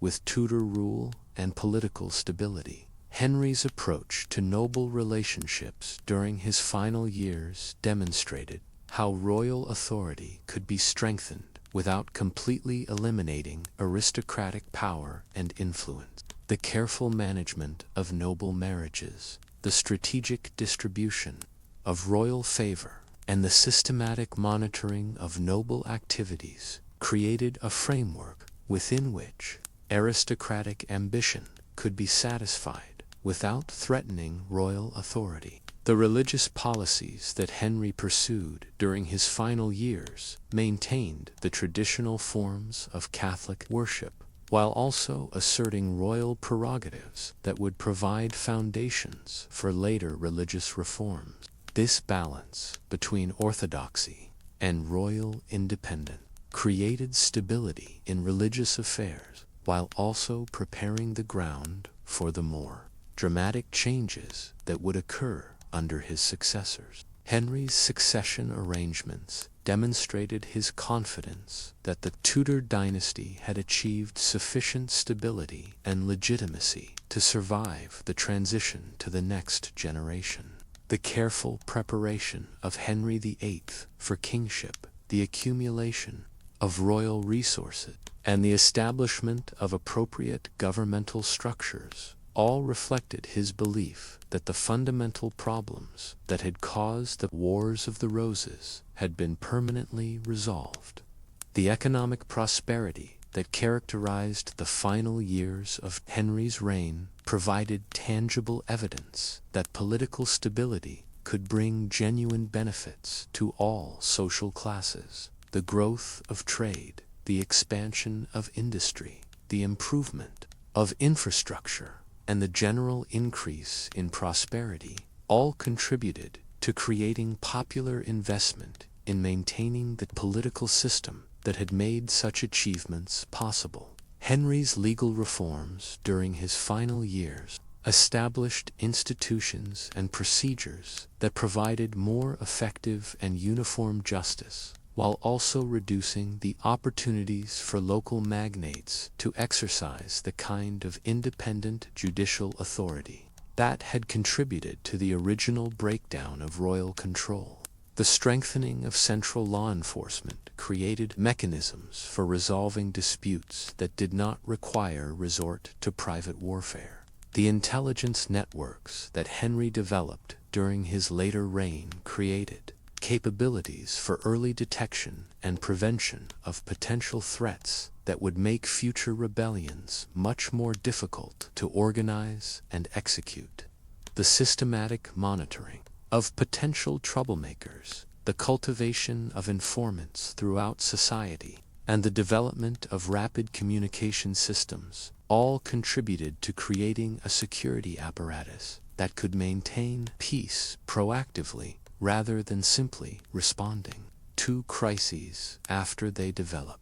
By the time of Henry's death in 1509, the transformation of English political culture was sufficiently complete that the Wars of the Roses could be remembered as a historical phenomenon rather than a continuing threat.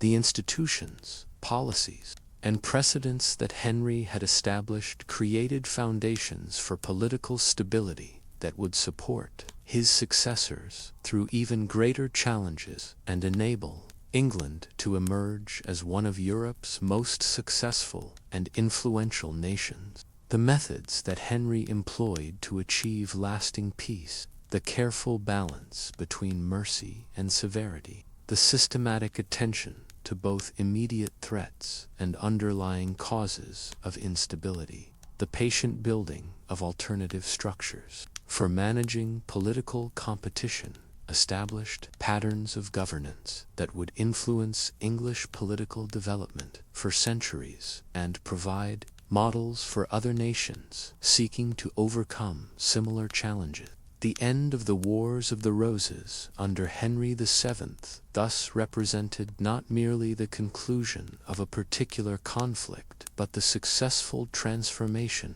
of a political system that had proven unable to maintain stability into one that could support sustained prosperity, cultural achievement, and international influence. This remarkable accomplishment demonstrated that even the most fundamental political problems could be resolved through skilled leadership, patient effort, and comprehensive attention to the complex factors that determine the success or failure of political institutions. The Wars of the Roses, later remembered as one of the most transformative periods in English history, more than 3 decades created profound changes in society, government, culture, and national identity that would influence the development of the English nation for centuries to come.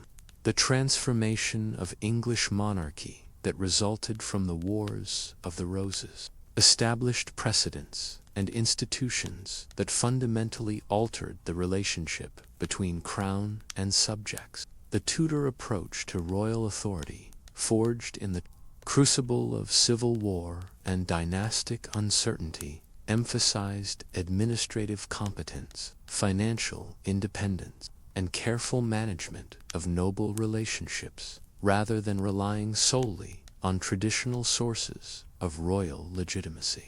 The social changes that accompanied the end of the Wars of the Roses reflected broader transformations in late medieval rise of new men who had gained advancement through royal service, created opportunities for social mobility that would characterize the early modern period and distinguish England from more rigid continental social systems. The economic prosperity that followed the establishment of Tudor stability demonstrated the costs of industry and the improvement of infrastructure that characterized the late 15th and early 16th centuries showed how political security could create conditions for sustained economic development. The cultural flowering that began during the later years of Henry VII's reign and reached full bloom under his successors reflected both the confidence that political stability had created and the patronage opportunities that prosperous monarchy could provide. The English Renaissance, which produced some of the greatest achievements in literature, music, and architecture in European history, had its roots in the peace and prosperity that followed the end of civil war. The constitutional development that emerged from the Wars of the Roses established important precedents for the relationship between royal authority and representative institutions. The careful management of Parliament by Henry VII and his successors, combined with the strategic use of legislation to strengthen royal power, created a model of constitutional monarchy that would influence political development throughout the early modern period. The religious changes that would transform England during the 16th century had their foundations in the royal independence and institutional innovations that began during Henry VII's reign.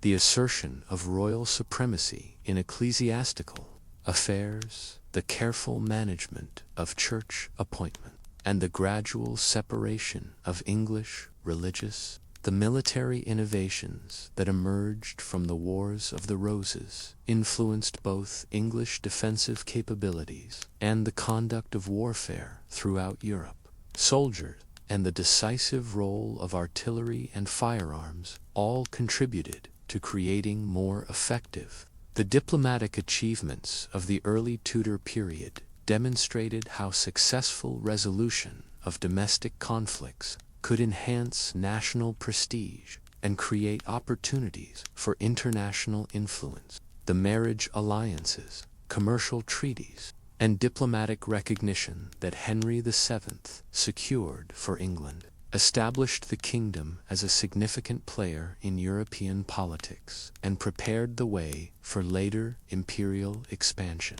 The legal reforms that began during Henry VII's reign created more effective and uniform systems of justice that reduced the opportunities for private warfare and local tyranny that had contributed to the original outbreak of civil conflict. The strengthening of royal courts, the improvement of legal procedures, and the expansion of professional legal education all contributed to creating the rule of law that would become a distinctive feature of English society.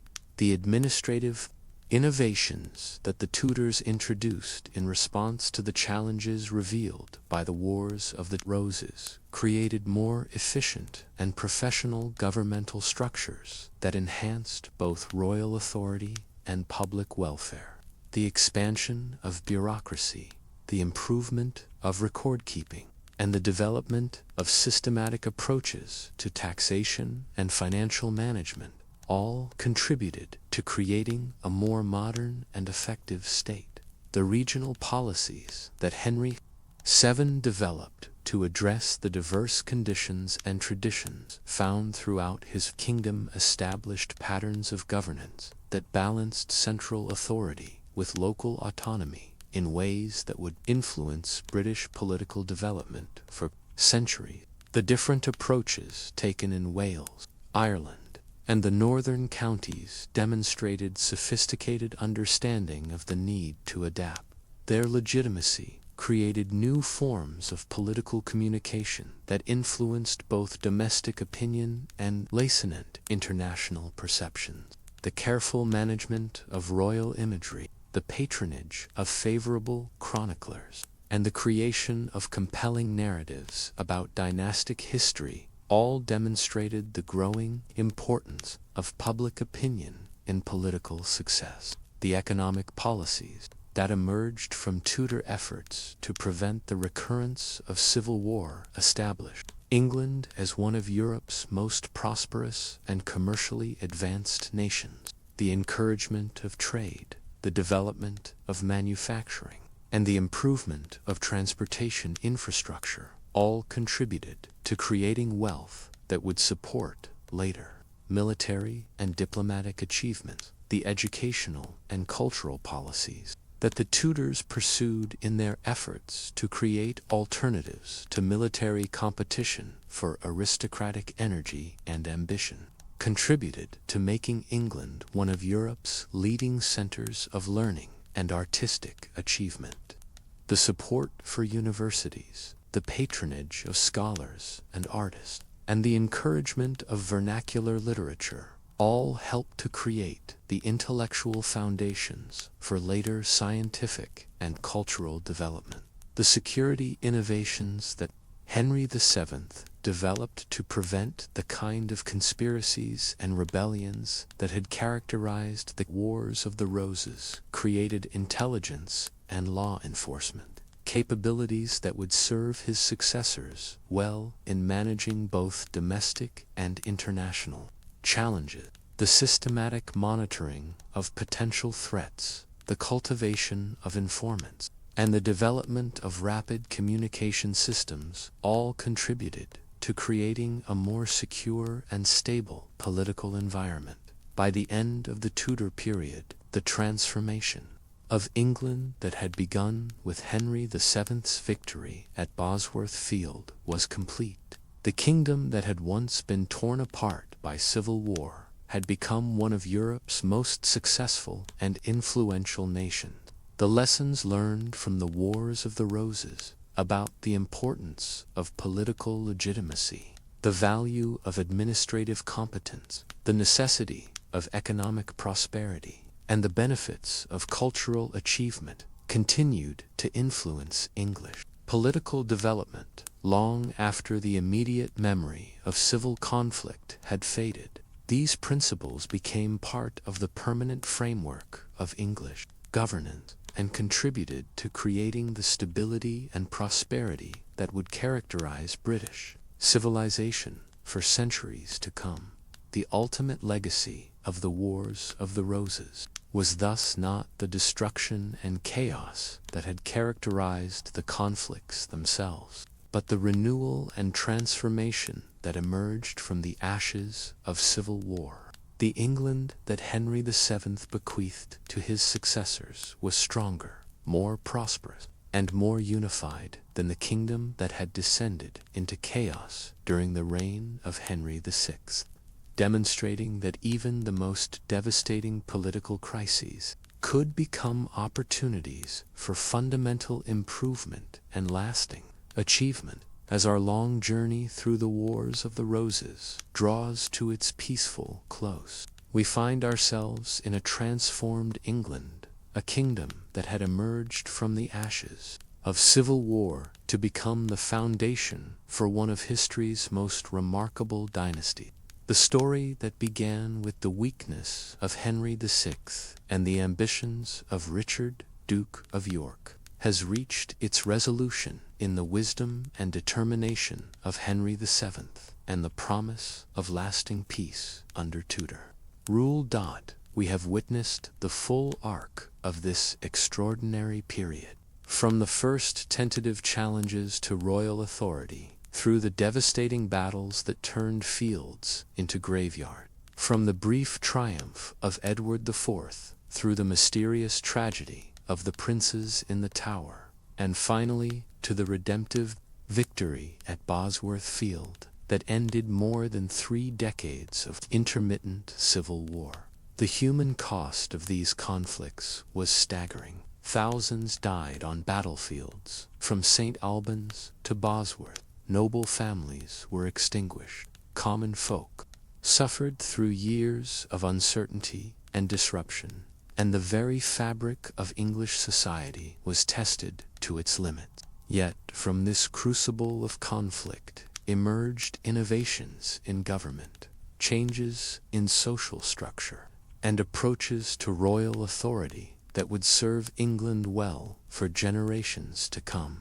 The transformation of English monarchy under the early Tudors demonstrated how the bitter lessons learned during the Wars of the Roses could be converted into positive foundations for future success. Henry VII's careful attention to administrative competence, financial responsibility, and diplomatic relations, established patterns of governance that his successors would build upon to create one of Europe's most successful royal dynasties. The peace that Henry VII achieved was not merely the absence of civil war, but the presence of positive conditions, prosperity, stability, cultural achievement, and international respect that made England a more attractive and successful nation than it had been before the conflicts began. The careful balance between innovation and tradition, between central authority and local autonomy, that characterized Tudor governance provided a model that would influence political development for centuries. The symbolic importance of the Tudor rose, combining the red of Lancaster and the white of York, represented more than dynastic reconciliation. It embodied the possibility that even the most bitter divisions could be healed through patience, wisdom, and commitment to the common good. This powerful image of unity emerging from division would inspire future generations facing their own challenges and conflicts. The cultural and intellectual flowering that began under Henry VII and reached full bloom under his successors demonstrated how political stability could create conditions for human achievement that benefited all social classes and enhanced national prestige.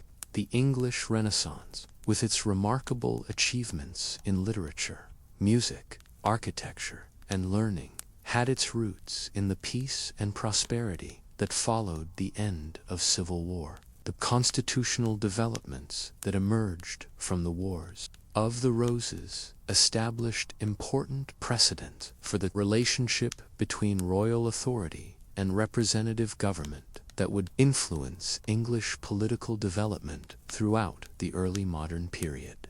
The careful balance between strong monarchy and constitutional restraint that characterized Tudor rule provided a foundation for later democratic development. The economic prosperity that characterized the later years of Henry VII's reign and continued under his successors demonstrated the material benefits that effective government could provide to all social classes. The growth of trade, the expansion of industry, and the improvement of living standards that followed the end of civil war showed how political security could create opportunities for sustained economic development and social advancement. The international recognition that England gained during the early Tudor period reflected the successful transformation of the kingdom from a war-torn realm into a stable and prosperous nation worthy of respect and alliance. The marriage negotiations, commercial treaties, and diplomatic achievements that characterized Henry VII's foreign policy established England as a significant player in European affairs and prepared the way for later global expansion. The legal and administrative reforms that began during Henry VII's reign created more effective and uniform systems of governance that served both royal authority and public welfare. The strengthening of central institutions, the improvement of legal procedures, and the expansion of professional government service all contributed to creating the framework within which later achievements in commerce, culture, and exploration would flourish. As we reflect on this remarkable transformation, we can see how the very conflicts that seemed to threaten England's destruction ultimately became the catalyst for renewal and rebirth. The Wars of the Roses forced the English to confront fundamental questions about the nature of authority, the requirements of effective government, and the relationship between rulers and subjects. The answers they developed would serve them well in the challenges and opportunities that lay ahead. The story of the Wars of the Roses reminds us that even in the darkest periods of conflict and division, the seeds of future greatness may be taking root. The England that emerged from 3 decades of civil war was stronger, more unified, and better governed than the kingdom that had descended into chaos in the 1450s. The lessons learned through bitter experience created wisdom that would guide the nation through future challenges and opportunities. The personal stories we have encountered, from the tragic madness of Henry VI through the ruthless ambition of Richard III to the patient wisdom of Henry VII, illustrate the decisive role that individual character and choice can play in determining the fate of nations. The Wars of the Roses were ultimately about people, their fears and hopes, their loyalties and betrayals, their capacity for both destruction and renewal. The military innovations, political developments, and social changes that emerged from this period would influence not only English history but the broader development of European civilization. The lessons learned about warfare, diplomacy, administration, and governance during the Wars of the Roses would be applied in contexts far removed from the original conflicts, contributing to the advancement of human knowledge and capability. The cultural memory of the Wars of the Roses, preserved in chronicles, literature, and popular tradition, would continue to influence English national identity for centuries. The stories of heroic kings and tragic princes, of loyalty and betrayal, of division and reconciliation, became part of the shared heritage that bound the English people together and provided models for understanding later challenges and achievements. As the last echoes of medieval conflict faded into the peaceful prosperity of early Tudor England, a new chapter in the nation's history was beginning. The Renaissance energy, the Reformation struggles, and the global expansion that would characterize the 16th century all had their foundations in the stability and wisdom that Henry VII had established in the aftermath of civil war. The transformation of England from a war-torn kingdom into a prosperous and influential nation stands as testimony to the resilience of human societies and their capacity for renewal even after the most devastating conflicts. The Wars of the Roses ultimately became not a story of destruction but of rebirth, not of endings but of new beginnings. And so our journey through this remarkable period comes to its peaceful conclusion. The roses that once symbolized bitter division have been united in the Tudor emblem of reconciliation and hope. The battles that once raged across English fields have given way to the quieter but no less important work of building prosperity, creating beauty, and fostering the conditions for human flourishing. As you drift toward sleep tonight, let these tales of transformation and renewal carry you gently into peaceful dreams. Remember that even in our own times of challenge and uncertainty, the wisdom gained through experience, the patience to build rather than destroy, and the courage to choose unity over division can create foundations for future greatness. The Wars of the Roses teach us that no conflict is permanent, no division irreparable, and no challenge insurmountable when met with wisdom, determination, and commitment to the common good. From the darkest chapters of human history can emerge the brightest possibilities for the future. Sleep well, dear listener, surrounded by the gentle knowledge that history's great transformations often begin with individual choices to build rather than tear down, to heal rather than wound, to unite rather than divide. The Tudor rose blooms eternal as a symbol of hope, reminding us that from even the most bitter conflicts can emerge lasting peace and prosperity. Thank you for joining us on this complete journey through the Wars of the Roses. May these stories of courage, wisdom, and renewal inspire your dreams, and carry you gently toward the peaceful slumber that awaits at the end of all great adventures. Sweet dreams, and may you wake refreshed by the knowledge that history's greatest lessons often come wrapped in tales of human struggle and ultimate triumph. The wars of the roses are ended, but their legacy of hope and transformation lives on forever.